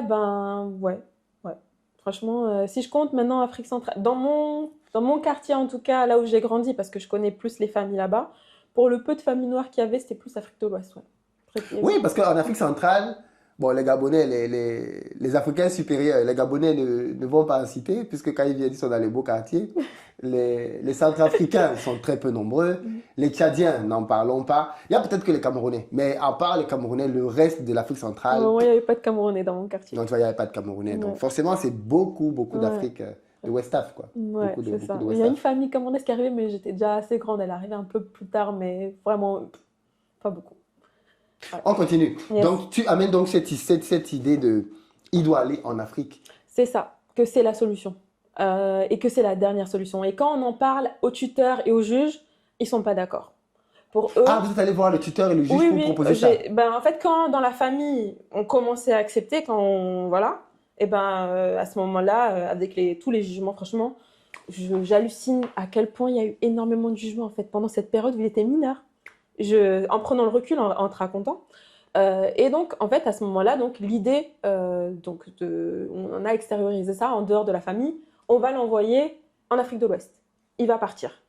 Et donc, au début, le juge, non. Le tuteur, non. Il doit rester là. On ne peut pas le ramener. Il doit être scolarisé ici, alors qu'il était même plus scolarisé au final. Mais c'est, oui, l'école est obligatoire jusqu'à 16 ans, donc il doit rester ici, et machin, ici et ça. Et donc, à ce moment-là, ben, on dit, mais si, par exemple... Parce qu'il est français. C'est ça. C'est ça. Et donc, en fait, à ce moment-là, on dit, mais on peut vous envoyer des certificats de scolarité pour prouver qu'on l'a scolarisé dans tel et tel pays, etc., etc. Donc, on a essayé. Et là, le juge, je pense qu'à un moment, le dossier était trop gros. Et il dit, bon, je vous donne l'autorisation de l'envoyer en Afrique de l'Ouest. Et donc, quand on a eu le go, à ce moment-là, les parents aussi, je pense que ma mère, elle a fait tout ce qu'elle pouvait. En fait, c'était vraiment... Même la violence physique était à la maison. C'est-à-dire qu'il pouvait me pousser, il pouvait frapper. Moi aussi, je le frappais. On se battait, en fait. C'était vraiment violent partout. Et des fois, ben, il ne revenait pas pendant 1 semaine, 2 semaines. Comme je disais, il partait beaucoup. Donc, au final, c'était la dernière et seule solution. Parce que je sais qu'avec un ami du basket, et ça, c'est la première fois qu'il était en garde à vue, ma mère m'a appelé en me disant va le chercher. Donc j'ai quitté le basket. Je suis allée, comme je savais que ça allait être tendu, je suis allée avec un de mes amis du basket. Et je lui ai dit mais tu te rends compte de ce que tu as fait? Tu étais en garde à vue, tu te rends compte, machin, machin. Je fais comment tu t'es senti quand tu étais là-bas en cellule, tout ça, tout ça. Il m'a répondu que les pâtes étaient bonnes. Donc les pâtes qu'il avait mangées à ce moment-là étaient bonnes. Et mon ami... C'est ça l'expérience qu'il retient de la garde à vue, les ça. pâtes étaient bonnes. C'est ça. Et en fait, pour moi, ça m'a ramené à l'image qu'il doit se dire ah mais en prison ça doit être trop bien. Tu as la télé et tu manges bien finalement. Donc au final, je me rappelle que mon ami il avait engueulé, enfin voilà. Bref, donc je veux dire que dans tout ça, le juge à un moment il a fini par accepter, mais longtemps après. Je peux pas quantifier en termes de jugement ni d'années, mais en tout cas c'est quand on a eu le go du juge qu'on a pu l'envoyer en Guinée. Et ça n'a pas été facile parce que du coup, il n'était pas tout le temps à la maison. Donc un jour, et c'est très bien que je sois anonyme, c'est que on a pris son billet avec le billet de ma mère. Et quand il est arrivé à la maison par hasard pour je ne sais quoi, on l'a enfermé. Et à ce moment-là, on a attendu son départ, c'était 24 heures après ou 48 heures, en tout cas, il y avait un délai.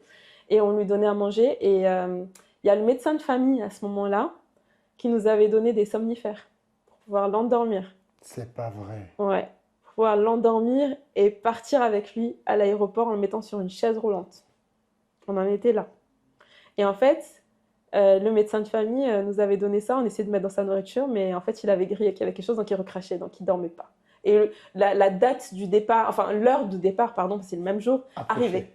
Et il dormait pas. Donc ça veut dire, on se disait, mais il y a quelque chose. Ça, c'est un film, ça. On a donné tous les somnifères, comment ça se fait? En plus, comme dans notre attitude à nous tous, ils se rendaient compte qu'il y avait quelque chose de bizarre. Et comme je vous ai dit... Il ne savait pas qu'il y avait un droit de le faire partir au pays? Non, en fait, je pense que... je sais plus si lui... Non, je crois qu'il n'avait même pas assisté au jugement. Je crois qu'il ne savait pas. Il ne savait même pas que... En fait, je crois qu'il ne savait pas, ou je pense qu'il s'en doutait, mais qu'il ne pensait pas que ça allait se passer à ce moment-là. Je ne pourrais plus le dire. Ouais. Franchement, je ne me rappelle plus. Mais pour moi, il avait des doutes parce que de toute façon, je l'en parlais moi aussi indirectement. Je disais, de toute façon, là, on ne peut plus rien faire avec toi. On va t'envoyer au pays. On va t'envoyer. Et donc, mais je pense qu'il ne pensait pas que ça allait être peut-être à ce moment-là. Ouais. Donc, lui, il était rentré peut-être pour chercher des habits ou quelque chose comme ça, et ressortir et disparaître pendant X temps. Là, le billet était pris. On avait convoqué mes cousins et mes oncles. L'heure de départ, en fait, je ne sais pas par quel moyen, je crois qu'il avait un téléphone. On a eu une lignée de jeunes qui étaient devant notre immeuble. Le jour, à l'heure où il devait partir. Ouais, à l'heure où on devait partir. Et en fait, on est parti en cortège. C'est-à-dire, j'avais conduit la voiture, il y avait mes oncles, ils étaient 2 devant, 2 derrière. il bouge pas, on le tient, on l'attache, il dort pas, on part comme ça. En fait, on est parti en mission commando, comme des policiers. Donc on l'a mis au milieu, il y avait les 4 trucs, et en fait c'était en mode, s'il y en a un qui bouge, s'il y a la bagarre, s'il y a une arme à feu, on fait bloc. C'est déjà. Donc l'aéroport, on arrive. Quand on arrive à l'aéroport, du coup, il n'était pas endormi, mais il n'arrivait plus à parler. En fait, je pense qu'il y a une partie du produit qui commençait à agir. Voilà, mais en fait, il arrivait à... Enfin, voilà, à l'aéroport, ça c'est pas...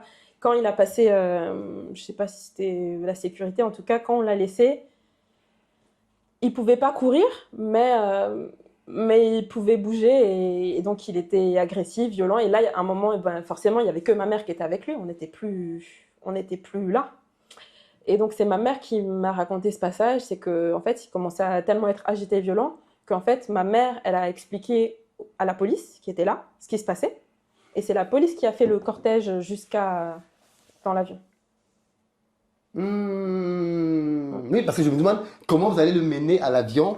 Nous, on croyait qu'on allait pouvoir le prendre endormi. Impossible. Et puis, ma mère allait dire, c'est bon, il s'est endormi, voilà. Bref, en fait, on a essayé tout ce qu'on pouvait, on savait pas quoi faire. Donc c'est la police qui nous a aidé à le mettre dans l'avion. Enfin, ma mère, du coup, qui a aidé ma mère à le mettre dans l'avion.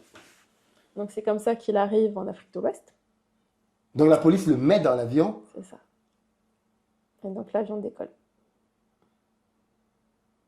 Il a quel âge à ce moment-là? Là, c'était 4e, 3e. Là, donc 14-15 ans. C'est ça. Et le voilà qui se retrouve pour la première fois de sa vie en Guinée. Non, c'est pas la première fois. Non, il était déjà pour les vacances. Ok, plus jeune. Ouais, plus jeune. Donc ouais, c'est... Du coup, il se retrouve là-bas. Ma mère, elle reste peut-être... je sais pas combien de temps elle reste, mais peut-être qu'elle fait 3 semaines, pas plus, quoi. Ouais, des vacances, quoi. Voilà, elle prend son passeport. Elle l'inscrit dans une école coranique, dans un village, donc pas dans la capitale, hein, dans un village école coranique. Je crois qu'il avait accès à un téléphone par le professeur, donc le professeur lui donnait le téléphone pour qu'il puisse nous appeler, etc. Et on s'est dit, bon, là, on a fait ce qu'on a pu, elle est rentrée. Du coup, il nous appelait, il nous disait, pourquoi vous m'avez fait ça? En tout cas, on a été la pire punition de sa vie, quoi. Et à un moment, on avait l'impression qu'il s'était calmé. Donc du coup, ma mère, qui aime beaucoup son fils, hein, elle a dit, bon, il s'est calmé, il y a eu des vacances, donc dans les vacances, il allait dans le village donc, de mes parents, et après il retournait, etc., etc. Mais dans le village, moi, ce que j'entendais de mes cousins, c'est que c'était pas un saint, en fait. C'était le bad boy, il fallait montrer que c'était le bad boy, entre guillemets. Le bad boy de France. Le bad boy de France. Et à ce moment-là, dans cette zone, je pense 16-17 ans, mon père est à la retraite, donc il part pas mal de temps au pays, et il revient. Donc je sais qu'un jour où il était en vacances scolaires, mon père qui ne reste pas au village, mon père il va directement à la ferme, et ben il l'amène avec lui pour travailler, mais comme c'était trop dur, il faisait semblant d'être malade, etc., etc. En fait, il se rend compte de la galère du pays à ce moment-là. Et donc, il retourne dans l'école coranique. Et comme je vous ai dit, ma mère, elle est énormément rentrée dans la religion dans cette période-là. Donc, c'est devenu, oui, je prie, oui, je fais ci, je suis devenu le garçon parfait. Mais là, tu sais, l'école coranique, c'est pas assez pour moi. Il faut vraiment que je continue mes études. Et donc, il faut que j'aille dans une grande ville.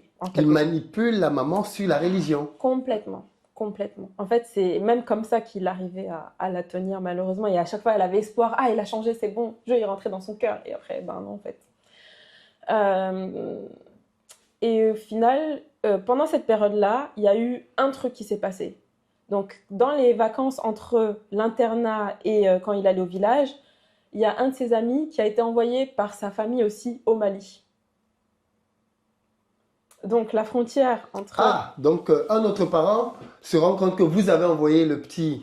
Je sais pas si c'est nous. En tout cas, ils envoient leur garçon au Mali. Donc son frère de sang et... Un de ses frères de sang se retrouve au Mali. C'est ça. Et son frère de sang, donc comme il avait un téléphone portable, et au final, il était toujours connecté au réseau, ce qui est important à dire, c'est que son frère de sang du Mali arrive à fuguer du Mali pour arriver jusqu'à notre village.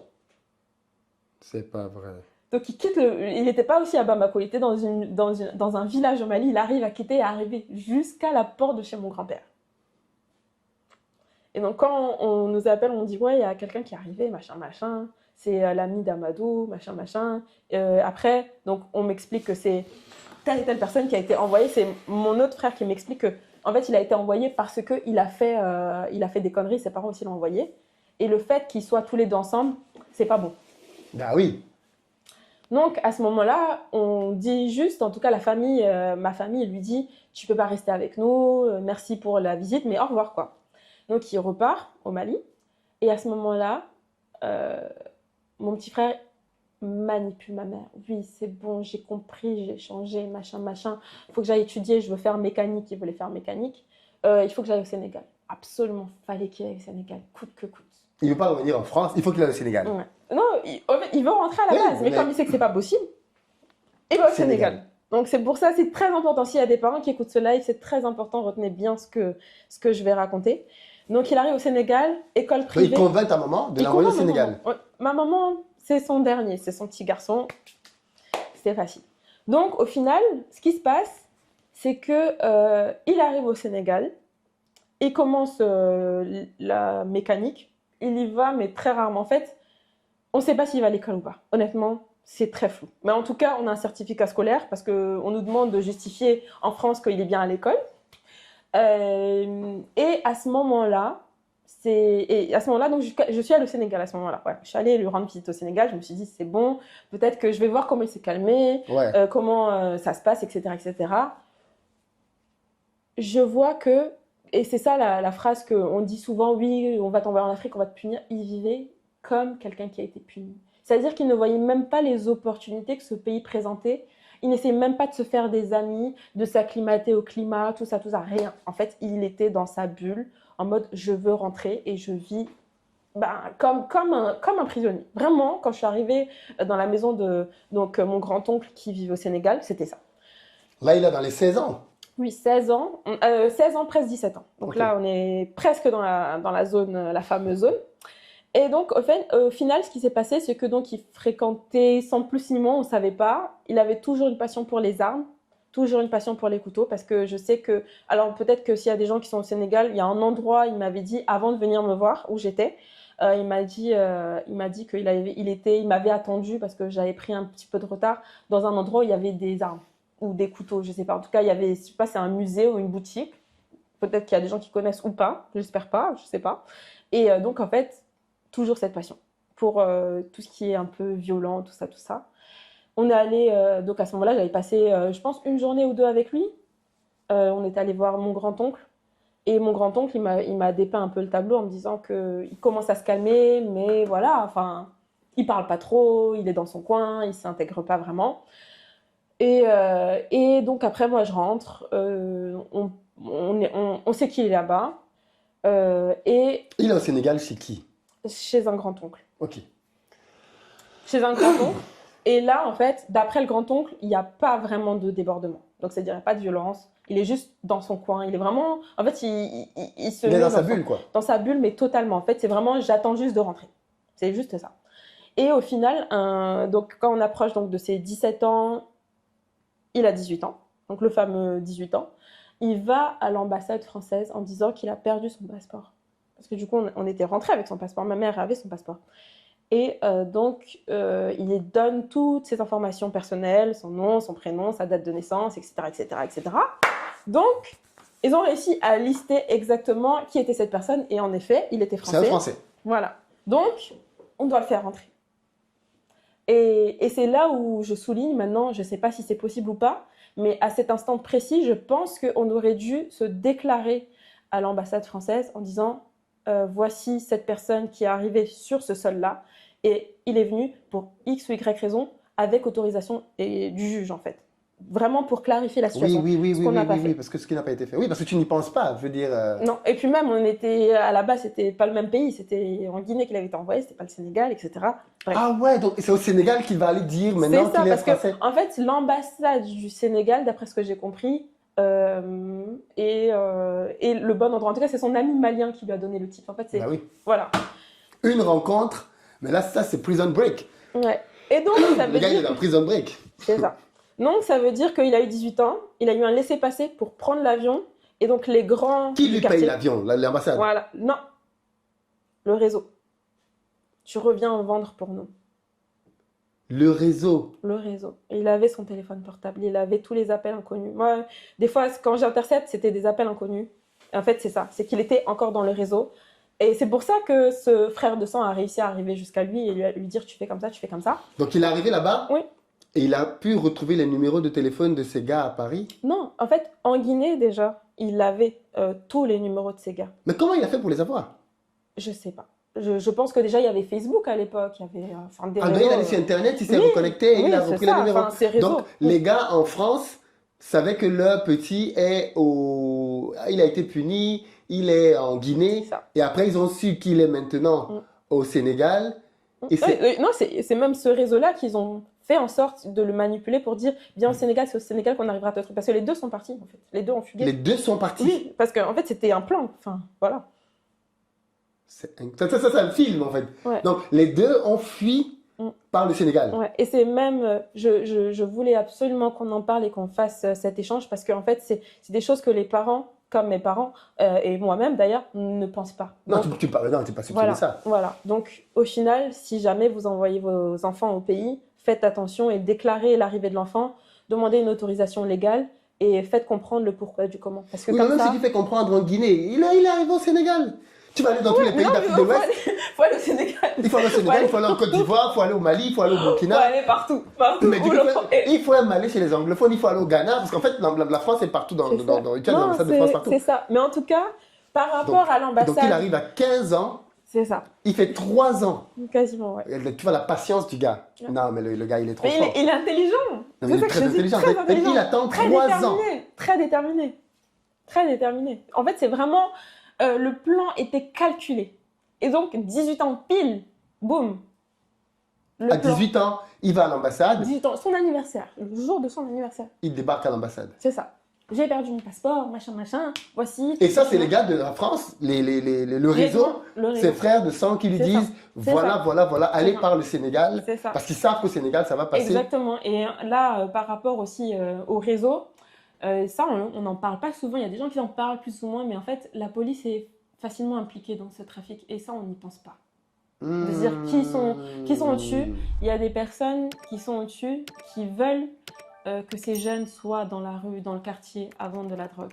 Et on préfère avoir un vendeur de drogue, un bandit, quelqu'un qui agresse, quelqu'un qui rentre dans les clichés et le stigmate que la société française veut qu'on ait, plutôt qu'un futur Barack Obama ou un Elon Musk ou X ou Y. Et ça, faut le dire. On veut qu'on reste dans cette case. Donc au final, les tips qui ont été donnés, c'est pas par n'importe qui.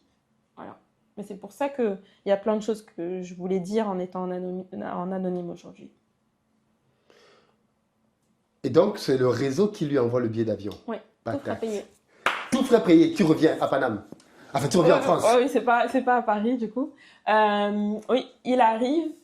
Et vous, là, pour le coup, vous ne savez pas. On sait 2 jours. Donc, parce qu'en fait, je crois que le voyage, donc il a eu son billet. C'est 2 jours après son anniversaire. Donc, je pourrais pas donner la date, mais oui. Toc, toc, toc.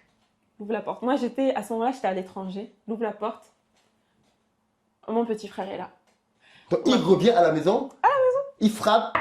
Vous ouvrez la porte et la surprise, le gars est là. Ouais, c'est ça. C'est en mode, vous avez cru que quoi? Vous allez m'envoyer où? Vous m'envoyez encore, je reviens. Non, mais là, c'est game over. Ouais. Et donc, ce qui s'est passé, c'est qu'à ce moment-là, mon père a dit non, tu rentres pas. Tu rentres pas. T'es venu tout seul, ben continue ta vie. Mon père a fermé la porte. Ma mère a beaucoup pleuré parce qu'elle a dit non, mais essayons de le ramener à la maison. Peut-être que comme ça, il va changer, etc., etc. Et donc, à ce moment-là, mon père a dit niette. Il est sorti. Et franchement, je pourrais pas dire. Parce qu'en fait, ça a été une période tellement choquante, surtout que j'étais loin pour moi. Mais si c'est 2 semaines, c'est trop. 2 semaines après, il était en prison. 2 semaines après, il était déjà en prison. Ouais. En fait, bon, garde à vue, prison. Ou sinon, je crois qu'il y a la garde à vue, il y a une prison petite durée, je sais pas comment on appelle ça, et prison grande durée. Donc, je sais pas s'il y a des gens qui s'y connaissent en milieu carcéral, mais en fait, ce qui s'est passé, c'est que ça n'a pas duré. Si c'est 2 semaines, même, c'est trop. Je t'assure, si c'est 2 semaines, c'est trop. Et donc, au final... à peine arrivé, et là, maintenant, il est majeur. Et ce qui a complètement changé, c'est que c'est ça. maintenant, il est majeur. C'est ça, donc prison. Et en plus, c'est pas prison, juste prison, c'est prison avec tout le dossier de ce qu'il a fait aussi avant, du coup, quand il était mineur, sur lequel il n'avait pas pu être jugé, d'après ce que j'ai compris, parce qu'il n'était pas majeur. Donc, c'est-à-dire que la peine qu'il a écopée, parce que je pense qu'il a été attrapé avec de la drogue, ben, il y a aussi les autres dossiers qui sont... Donc, voilà. Et donc, après ça, et ça, en fait, je vais imager ça comme une école. Ça veut dire que, parce que là, je parle de ce que j'ai connu vis-à-vis des gens de mon quartier. Quand tu rentres en prison, c'est comme si tu avais passé le bac. Et plus tu restes en prison et tu rencontres donc des gens qui ont fait plus que toi, qui ont été, ou peut-être même des grands qui se sont fait arrêter, et ben plus tu montes en échelon, entre guillemets.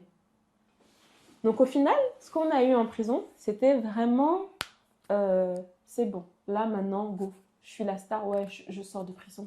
Oui, je rentre de prison, ouais. Et en fait, Donc, aller en prison, comme tu dis, c'est comme le bac, quoi. c'est un diplôme. C'est un diplôme. C'est un C'est diplôme. c'est valorisé dans la rue. C'est Lui, valorisé. c'est un vrai, Ouais. il connaît. Ouais, c'est ça. Il connaît. Et puis après, le milieu carcéral fait que, et comme quand il était dans certains foyers, c'est qu'en fait, il n'y a pas que les prisonniers de ce quartier-là. Tu as les prisonniers de tel et tel quartier, tel et tel quartier. Et puis même, en dehors même de la ville, c'est de la région. Donc là, tu rentres dans un autre niveau, en fait. Ah, là, tu deviens une succursale, quoi. Et puis même, en fait, c'est même encore plus violent en termes de délit que tu fais en sortant de prison. Et il y a Bijou. Bijou, je sais pas quel est je sais pas si c'est un démon qui est dans ta tête, mais calme-toi rapidement. Hein. Ouais, Bijou dit il était incompris, il est parti de ceux qui voulaient de lui. Le pauvre, il a été incompris. Mais il y a des gens, franchement, ben, Bijou, je ne te souhaite pas que ton enfant tombe là-dedans. Hein. Je te le souhaite pas non plus.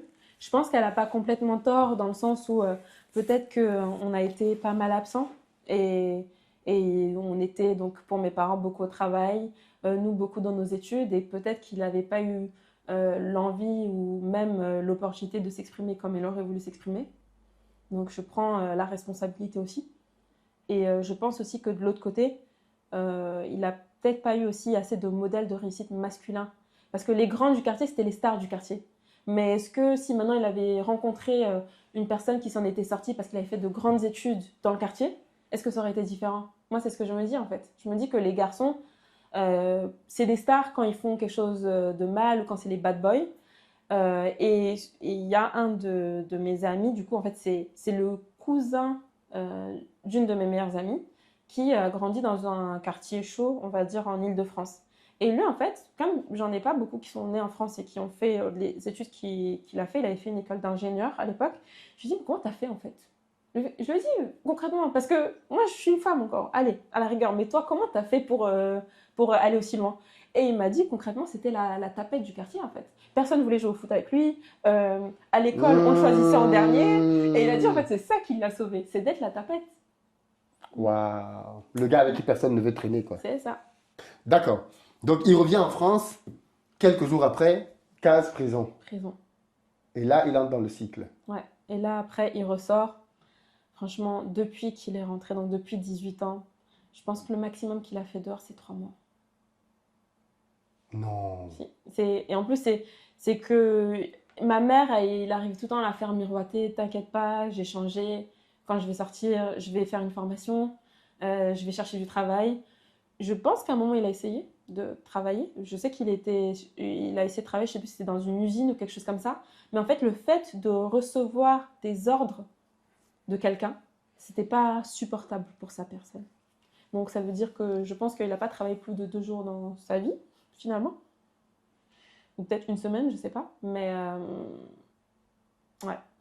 C'est maintenant, en fait, on est arrivé, et ça, on se le dit avec ma fratrie, c'est que il est plus à l'aise à l'intérieur qu'à l'extérieur. En fait, la prison est devenue sa maison. Et les codes de la prison, avec tout, il y a des moments où tu es obligé de te battre parce que tu dois montrer que voilà, tu n'es pas n'importe qui, tu dois aller au trou, pour ceux qui connaissent, etc. etc. C'est sa maison, c'est ses habitudes. Donc voilà. Ça, c'était depuis 18 ans. Et maintenant, il a quel âge? 23. 23 ans. 23, et à l'heure où je parle, je n'ai pas beaucoup de nouvelles de lui parce que la dernière fois qu'il est rentré en prison, enfin non, l'avant-dernière fois qu'il est rentré en prison, En fait, je lui avais dit la phrase qui manipule, en fait, ma mère, en fait. Je lui ai dit, arrête, tu manipules alors que tu veux pas changer, ne fais pas ça, en fait. Et on s'était disputé dessus et il m'a reproché le fait de l'avoir envoyé en Guinée, qu'il a été traité, enfin, qu'on l'a envoyé comme un chien en Guinée, voilà, c'est ça qu'il a dit, que, qu'on l'a laissé là-bas, qu'on l'a abandonné et que c'est moi la fautive de tout ça. Bien sûr. Mm. C'est à cause de toi qu'il est en prison maintenant. En fait, je porte tout le mal qu'il a eu. En fait, Donc pour lui, c'est toi la fautive. c'est moi la fautive. Parce que si, en fait, je sais pas, je me dis, s'il n'avait pas été en Afrique, d'après ce que le juge même nous disait, c'est qu'il aurait été juste en prison plus tôt. En fait, c'était limite, il nous a dit envoyez-le parce que de toute façon, ici, on va le mettre en prison, en fait. Donc, je vois pas, s'il n'avait pas été en Afrique, je vois pas ce qui aurait changé. J'ai l'impression que l'Afrique, ça a juste retardé son échéance parce que finalement, il n'avait pas décidé de changer, même s'il était loin. Et en fait, c'était déjà trop tard. Le moment où j'avais demandé à ce qu'il parte, c'était au moment où il avait frappé le proviseur de son En collège. cinquième. Ouais. Et je pense que si on avait commencé plus tôt à l'envoyer, ça aurait été beaucoup plus facile pour nous. Et en plus, il n'aurait pas eu 18 ans tout de suite. Donc du coup, il aurait eu l'obligation de s'acclimater. Alors que là, peut-être qu'on a trop attendu et qu'il était déjà trop ancré dedans. Donc voilà. Aujourd'hui, il est en prison. Et j'imagine que en prison, chaque fois qu'il sort et qu'il commet un délit, il est renvoyé pour une période plus longue. Oui. Et en fait, j'ai Ainsi de l'impression suite. qu'il fait exprès de commettre un délit pour rentrer. En fait, j'ai l'impression que quand il est à l'extérieur, au début, il peut être chez mes parents. Et quand en fait il va être là parce que ma mère elle va dire non, il faut le laisser, sinon il va aller où, etc. etc. La dernière fois que donc, je l'ai vu avant qu'il rentre en prison, donc, parce que là je vivais plus donc, dans cette ville, je vivais dans une autre ville. Et quand j'étais allée en week-end chez mes parents et qu'il était là, je voyais déjà 2, 3 téléphones. Je le voyais rentrer, sortir, rentrer, changer de tenue et ressortir pour pas se faire attraper. Donc en fait, c'était déjà. Et en fait, c'est juste ma mère qui voulait pas voir en fait qu'il allait juste rentrer dans pas longtemps. Et donc quand il est rentré, au début, il n'a pas osé rappeler ma mère tout de suite parce que je pense qu'il lui a fait le schéma du je vais changer, je vais chercher une formation, enfin comme d'habitude. D'ailleurs, même pas aussi à mon père, parce que mon père aussi m'avait dit, je lui ai dit de faire une formation, il m'a dit qu'il allait faire une formation. Comment tes parents vivent ça aujourd'hui? Mon père est déçu. En fait, je pense que mon père, c'est sa plus grande déception. Ouais, sa plus grande déception. Je pense que mon père a vécu déjà, comme je le disais au début, beaucoup de choses dans sa vie. Et je pense que son plus grand échec, ça doit être ça. Et ma mère, elle je ne veux pas dire se cache, mais elle s'abrite grâce à la religion en se disant que ça peut changer un jour, qu'il faut tout remettre entre les mains de Dieu. Et elle a espoir en fait qu'il change. Mais vous n'avez pas peur du pire? Qu'on vienne vous dire un jour que il C'est allait faire un tous les casse et jours. ça s'est mal passé? Non, moi, en fait, le truc, c'est que ce qui me fait peur et en fait la seule chose que je peux me dire qui pourrait potentiellement arriver s'il ne change pas, parce que j'ai toujours espoir qu'il change, c'est d'entendre que ben, soit il a été tué, ou soit on l'a tué, ou soit il a tué quelqu'un, pardon, je veux dire. Parce qu'à ce stade-là, l'engrenage est trop gros, Il est toujours dans les réseaux de drogue? toujours. Toujours. Et puis en fait, c'est l'admiration qu'il a pour les grands. En fait, il pense qu'il. Je sais pas s'il a grimpé des échelons. Pour moi, il a grimpé des échelons. Oui, il a grimpé parce que du coup, c'est lui qui envoie des petits. Bah si, il a grimpé. Ah, maintenant il envoie des petits. Ouais, il a grimpé. Mais après, je sais pas quel est le niveau où il est ou pas. J'en sais rien. Mais en tout cas, euh, il est toujours dedans. Et en fait, les violences sont plus grandes. En fait, Est-ce que vous avez des questions?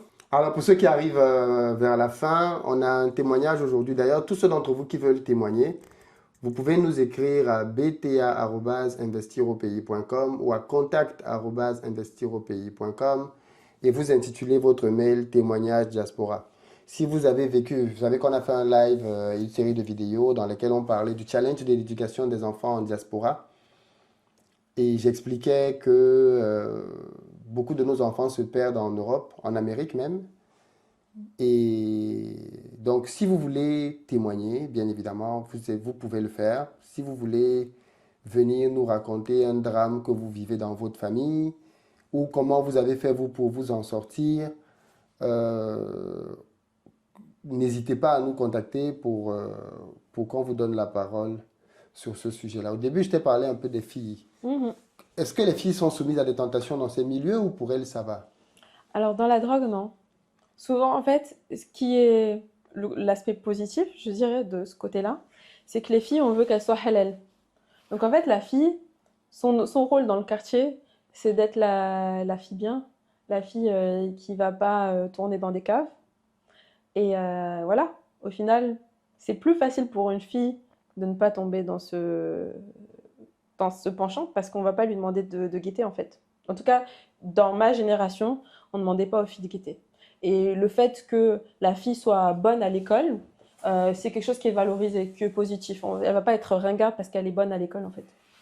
Donc la tentation de la fille, elle est différente dans le sens où elle voit moins les perspectives d'avenir. Je parle de ma génération. Mhm. Moins de perspectives d'avenir parce qu'autour d'elle, ben, les gens n'ont pas fait forcément de grandes études ou ont arrêté très tôt. Euh, pour les filles que j'ai connues qui sont tombées qui ont tourné dans les caves, Ah, parce bon, que tu as des filles que je connaissais, oui, qui ont eu un petit copain qui était donc un bad boy et un jour, voilà. En fait, à partir du moment, c'est ça qui est bizarre, c'est qu'à partir du moment où tu es tombé, enfin, où tu es sorti avec quelqu'un de bizarre et que tu as fait des choses bizarres, à l'époque en tout cas, tout le quartier le savait. Donc tu avais l'étiquette pute. Donc voilà, en fait, l'objectif d'une fille, c'est de ne pas être une pute. C'est juste ça. C'est, voilà, tu dois pas être. Si un jour de ta vie tu as été dans une cave, c'est fini pour toi. Voilà, tout simplement. Donc c'est plus facile. En fait, tu t'évites certaines choses. Et puis même, je pense aussi ce qui est, enfin bien, je sais pas si je peux dire bien, mais c'est que, en tout cas dans mon époque, les filles qui étaient un peu garçons manqués, ou un peu comme moi, c'était plus facile de pouvoir passer outre en fait de certaines choses. Mais où je sais que le fait de sortir du quartier pour faire du sport m'a sauvée, c'est que en fait c'est là où j'ai joué avec des filles qui venaient d'autres horizons et donc où je me disais mais en fait elles sont pas plus intelligentes que moi. Elles font enfin je peux faire les mêmes devoirs qu'elles, enfin il y a pas de souci quoi, il y a pas de limite. Donc au final c'est ça qui m'a aidé à peut-être enlever le plafond de verre que j'avais sur ma tête parce que sinon peut-être que je n'aurais pas poussé plus loin pour les études. Mais encore une fois, même si j'aurais pas poussé plus loin par rapport à la fréquentation autour de moi, j'avais mon père et ma mère qui me poussaient, qui m'avaient poussé derrière, qui m'avaient encouragé. Pour eux, c'était bien qu'on fasse des études. Donc j'avais aussi ça en tête, entre guillemets. Même si j'étais pas la meilleure à l'école, hein, encore une fois, hein, j'étais pas. Voilà.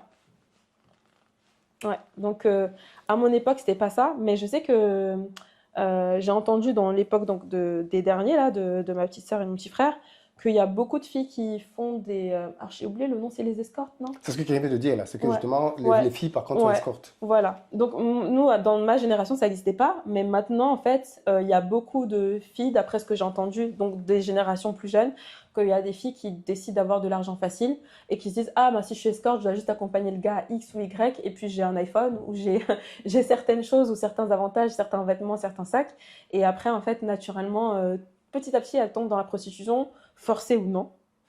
Et donc voilà, mais ça c'est ce que j'ai entendu, je l'ai pas vécu. Non, ok, escorte, c'est genre, je vais à une soirée avec toi, c'est pas de la prostite, quoi. Non, ça commence comme ça. C'est, tu viens une soirée avec moi, si tu fais X ou Y, et ben vas-y, je te donne plus, et après, ben plus, plus, plus, et plus. Et donc finalement, tu finis dans la prostitution. Pouh! Mm. Est-ce que vous avez des questions pour elle? La Gen Z va beaucoup plus loin. Mais ça veut Mm. dire que nos enfants qui sont petits maintenant, dans Mm. quelques années, ça va être pire. Ouais, d'ailleurs même en parlant des caves, Est-ce que c'est un endroit? Oui, parlant des caves. à ce qui paraît, alors j'ai juste entendu ça dans le quartier où ben, je suis arrivée un peu tard et mon petit frère, c'est là où il a tourné, que dans les caves, il n'y avait pas que des prostituées femmes, il y avait aussi des prostituées hommes. À Paris, il y a aussi des prostituées hommes qui couchent avec des hommes. Quoi? Bah oui, comme je suis anonyme, je peux le dire. Attends. Ouais, il y a des prostituées femmes et hommes. Quand tu parles d'escorte, ben, il y a aussi de l'autre côté. Hein. Ok. Mm. Bon. Et tout ça, Mhm. c'est la réalité de la cité. De ce que j'ai vécu, oui. Après, je pense qu'il y a plusieurs réalités, il y a plusieurs histoires. Oui, chacun ses Mm. histoires. Mais il n'y a Ouais. pas beaucoup d'histoires glorieuses. Il n'y a pas beaucoup d'histoires glorieuses. C'est ce que je disais hier, c'est Mm. que je ne connais pas beaucoup de personnes qui ont été en cité, qui ont réussi. J'en connais très peu. Moi aussi, Très, très malheureusement. peu. Qui ont fait des études supérieures, qui sont à des postes de cadre. Mm. Et quand tu entends ça, tu vois, tu te dis, mais comment tu fais grandir tes enfants en France? Ouais. Comment tu fais grandir tes enfants? Tu Et sais, là, je me dis, mais c'est tellement bien que les enfants soient en Afrique avec moi. Quand je t'entends parler là, mm, je me dis, c'est tellement bien. mm, Je- on n'a pas ce genre de problème. ouais. Bah, Nous, les problèmes qu'on a, c'est quoi? Euh, Est-ce qu'on a même des problèmes? il n'y a que des solutions. Parce que, oui, peut-être au début, parce que nous, on a fait beaucoup l'école. Justement, quand on était en France, on faisait Mhm. l'école à la maison. Ah, Les enfants étudiaient à la maison. Et quand on est allé en Afrique, ils ont commencé l'école. Et les débuts étaient un peu difficiles parce qu'ils n'avaient jamais été dans une salle de classe. Ils ah, n'avaient jamais eu des camarades. ouais. Ils ne savaient pas ce que c'est qu'une maîtresse, ce Mhm. que c'est qu'un maître, ce que Ouais. c'est que l'autorité. Et ils ont dû apprendre. Et au Mhm. début, c'était un peu compliqué Mhm. parce qu'ils ne voulaient pas obéir, parce qu'ils ne voulaient pas ceci, cela. Mhm. Mais 3 ans après, c'est bien maintenant. Mais au début, c'était un peu compliqué. Et encore, Mhm. c'était peut-être compliqué pour l'aîné. Le Ouais. petit frère, il s'est tout de suite fondu au truc. Ouais, ça Mais maintenant, c'est le me... petit frère qui commence à poser un peu de problème. Il n'écoute personne. Ah oui. C'est, à la limite, même, c'est lui le bad boy de l'école. Mais Mhm. bad boy, il fait quoi? Ce n'est qu'il n'écoute pas, c'est tout. C'est pas... Mais, enfin, il n'écoute pas d'après Ouais, eux. ouais, Voilà. je Mais vois. il n'a pas de problème au niveau de ses exercices, Ouais, de c'est ses ça, notes. Ils c'est ont me proposé. carré. Mais, enfin, et quand je vois les problèmes des problèmes, Mm. parce que nous, je crois qu'on nous a convoqué une fois parce qu'on disait que, ou bien il a mangé le goûter de son camarade, et tout comme ça, je dis, bon, ok. Ouais, Je préfère avoir ce genre de problème c'est ça, c'est ça. que des problèmes. Et quand j'entends ça, je me dis, mais Mm. si tu peux sortir les enfants Mm. de ça, Ouais, tu vois? et ben, en fait, la solution, c'est quoi? C'est d'aller dans de meilleurs quartiers, peut-être, faire de meilleures Ben, écoles. Parce que c'est hier, les exactement gens ça. disaient en commentaire que C'est les enfants des beaux quartiers aussi viennent acheter la drogue. C'est ça. Bah, en fait, tu vois, ce que tu dis, et c'est là où je voulais en venir. Déjà, par rapport aux cités HLM, etc., etc., en tout cas, dans la région dans laquelle je vivais, les gens voulaient être dans ces cités-là pour être à proximité de la ville, pour travailler. Mais j'ai des amis qui vivent dans des HLM, qui sont dans des villages, en fait, qui sont pas dans des quartiers, enfin, c'est pas des cités, en quelque sorte. Donc, en fait, autant demander, enfin, maintenant, prenant le recul, hein, moi, j'aurais bien aimé que mes parents, ils demandent d'être loin de la ville où j'étais, quitte à devoir prendre 1000 bus, etc., mais dans un meilleur cadre que d'être proche, mais dans des quartiers les plus chauds. Déjà ça, premièrement, parce que c'est vrai que c'est une question de budget. Et puis, même au-delà de ça, c'est que dans un logement privé, peut-être qu'il y a de la discrimination au niveau de l'accès au logement. Donc, les gens, ben, ils vont vers le social parce que c'est le plus simple. Mais en tout cas, il y a du social dans certaines villes qui ne sont pas dans les zones Tout les à plus fait. favorisées. Tout à fait. Et voilà, c'est que ça reste du social. Premier point. Et deuxième point, je crois que tu avais posé une autre question, mais je ne sais pas si je me rappelle. Tu avais dit. Alors, tu avais parlé de logements sociaux, après, tu avais dit quoi? Je sais plus, je sais plus. Euh, Ah, il y avait des gens qui te disaient dans les commentaires quelque Les chose. gens disent que ton exemple, c'est peut-être un cas extrême, non, dans la cité. Est-ce que c'est... Beaucoup de familles ont des gosses comme ça en prison? Ah, je le souhaite qu'il y ait d'autres personnes qui viennent témoigner de leur histoire pour que, en fait, les gens comprennent que c'est pas quelque chose d'extrême. Le côté extrême, c'est il est parti en Afrique et qu'il est revenu. Ça, oui, je pense que c'est assez extrême. Et en plus, ben, en final, ça n'a pas servi à grand-chose parce que en tout cas, de cas que j'ai entendus, mais longtemps après, c'est que des gens ont été envoyés en Afrique et sont revenus et ben, justement, ils ont continué leurs études, etc. Et c'était plutôt une fin heureuse. Mmh. Et d'ailleurs, si tu as des témoignages dans ce sens, ça pourrait être bien aussi pour Oui, certains parents. ouais, ouais, ouais, Ouais, ouais. ouais. Donc, contactez-nous si vous avez des témoignages, hein. Mm. Si vous avez des témoignages, vous écrivez à contact@investiraupais.com, bta@investiraupais.com. L'objet de votre mail, c'est témoignage diaspora. Vous nous donnez vos coordonnées téléphoniques pour qu'on puisse vous contacter avec l'identifiant international, WhatsApp, tout ce qui va bien. Comme ça, aux États-Unis, au Canada, n'importe où, on peut Ouais. faire une émission. Et c'est beaucoup d'Africains dans les cités, beaucoup d'Arabes. Ouais, généralement, en tout cas, oui, je vois beaucoup plus arabes et africains. Euh, franchement, en fait, s'il y a un ou deux familles asiatiques, c'est déjà beaucoup, mais ils restent entre eux, en fait. Ils se mélangent pas vraiment beaucoup. Et enfin, enfin, tu vois, c'est rare, en fait. Et puis, les Français, bah, il y en a, mais pas beaucoup aussi. Enfin, ouais, je En sais fait, pas. la cité, c'est beaucoup de... Ouais, Ouais, la majorité. Les majorités, en tout cas, de ce que moi j'ai connu, parce que je pense que chaque ville peut-être a ses trucs, mais ouais, c'est dans ces zones-là où on les met. Et je sais que là, je suis en train de me battre avec un de mes oncles qui veut absolument vivre dans un des quartiers chauds de ma ville, en lui disant, moi je connais, t'as deux garçons, reste pas là. Et en fait, il dit, ah non, mais pour le travail, c'est plus facile, ne pense pas à ton travail. Si tu dois faire 1 heure, fais 1 heure. Mais pour l'instant, bah, il veut pas. Donc, j'espère juste que ça ira. ça n'ira pas. Donc, ouais, fréquentation, quartier, important. Je pense que c'est la base de tout. Et de vraiment être derrière les enfants. Même si certains parents ne sont pas forcément allés à l'école, etc. Moi, je sais que ma maman, où elle faisait le ménage, elle demandait à certaines familles qui avaient des étudiantes de pouvoir nous aider pour les devoirs ou des choses comme ça. En tout cas, voilà, il y a des parents qui se donnent les moyens de pouvoir faire en sorte que leurs enfants s'en sortent. C'est plus difficile, mais c'est possible. C'est difficile, mais c'est possible. Ouais. On va prendre une ou deux questions avant de terminer. Si vous avez une ou deux questions pour elle, on va les prendre. J'ai choisi de quitter la cité, Philippe. Je fais 1 heure et demie de transport pour aller travailler, mais je préfère. Voilà. J'ai quitté la cité, mon fils avait 2 ans et ma fille 5. Euh, Hier, on disait que en fait, c'est le piège. Les Ah. parents travaillent très dur pour essayer de donner un avenir aux enfants. Mm. Et au final, ils n'ont plus le temps pour être là pour les enfants. Ouais, en fait, il y a beaucoup d'aspects qui entrent en jeu, comme tu as dit, le temps parce que tu travailles dur, le système qui est peut-être aussi nouveau pour certains parents ou qui ne comprennent pas à 100%. Bah, un enfant peut venir dire qu'il a les meilleures notes du monde, et puis même, je crois qu'il y avait quelqu'un que je connaissais qui traduisait, c'était de l'arabe au français, et en fait, le professeur lui disait, ouais, votre enfant, il a fait ça, il a fait ça, et en fait, lui, ce qu'il traduisait, c'était pas la même chose, en fait. Donc, au final, ouais, enfin, comprendre le système, c'est aussi quelque chose. T'as pas le temps pour ton enfant, t'as la pression, t'essayes de joindre les deux bouts, euh, et tu sais que tu peux pas te permettre certains logements parce que t'as pas les moyens ou ton dossier n'est pas accepté. Et derrière, je pense que tout parent veut le meilleur pour ses enfants. Et t'arrives aussi avec tes traumas. T'arrives avec tes traumas en fonction de comment t'es arrivé. C'est incroyable. Ouais. Et tu vois, tu parles des enfants et tout. Moi, personnellement, en étant mariée avec quelqu'un qui ben, justement est arrivé après le bac, personnellement, ben, nous, l'objectif, c'est de rentrer. Parce que l'éducation, moi, je connais, je sais comment c'est ici. Tu ne veux pas éduquer tes enfants ici. Non. Là, idéalement, dès que la dernière ou le dernier, en fonction, à 3 ans, pas plus que la maternelle, en fait. Il ne faut pas que ça dépasse la maternelle. Sinon, c'est-à-dire que le plan a échoué. Ah ouais, à ce point. À ce Dès point. que la maternelle est passée, C'est ça. Je pense qu'il y a une différence entre avoir des filles et avoir des garçons, encore une fois, dans le quartier.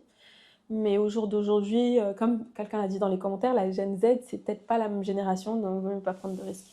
En fait, l'éducation d'un enfant, tu le fais une fois. c'est Quand vrai. c'est trop tard, c'est trop tard. Il y a un très bon livre que je conseille qui s'intitule Tout se joue avant 6 ans. Ah, C'est un très très bon livre qui explique justement l'importance des premières années de l'éducation d'un enfant. Et ils expliquent bien ça. Tout se joue avant 6 ans. mhm. Si vous pouvez retrouver le livre, c'est pas mal. Mais écoute, merci beaucoup. Je vais arrêter ici. Merci. Je le rappelle, vous pouvez témoigner à contact@investiraupays.com ou à bta@investiraupays.com.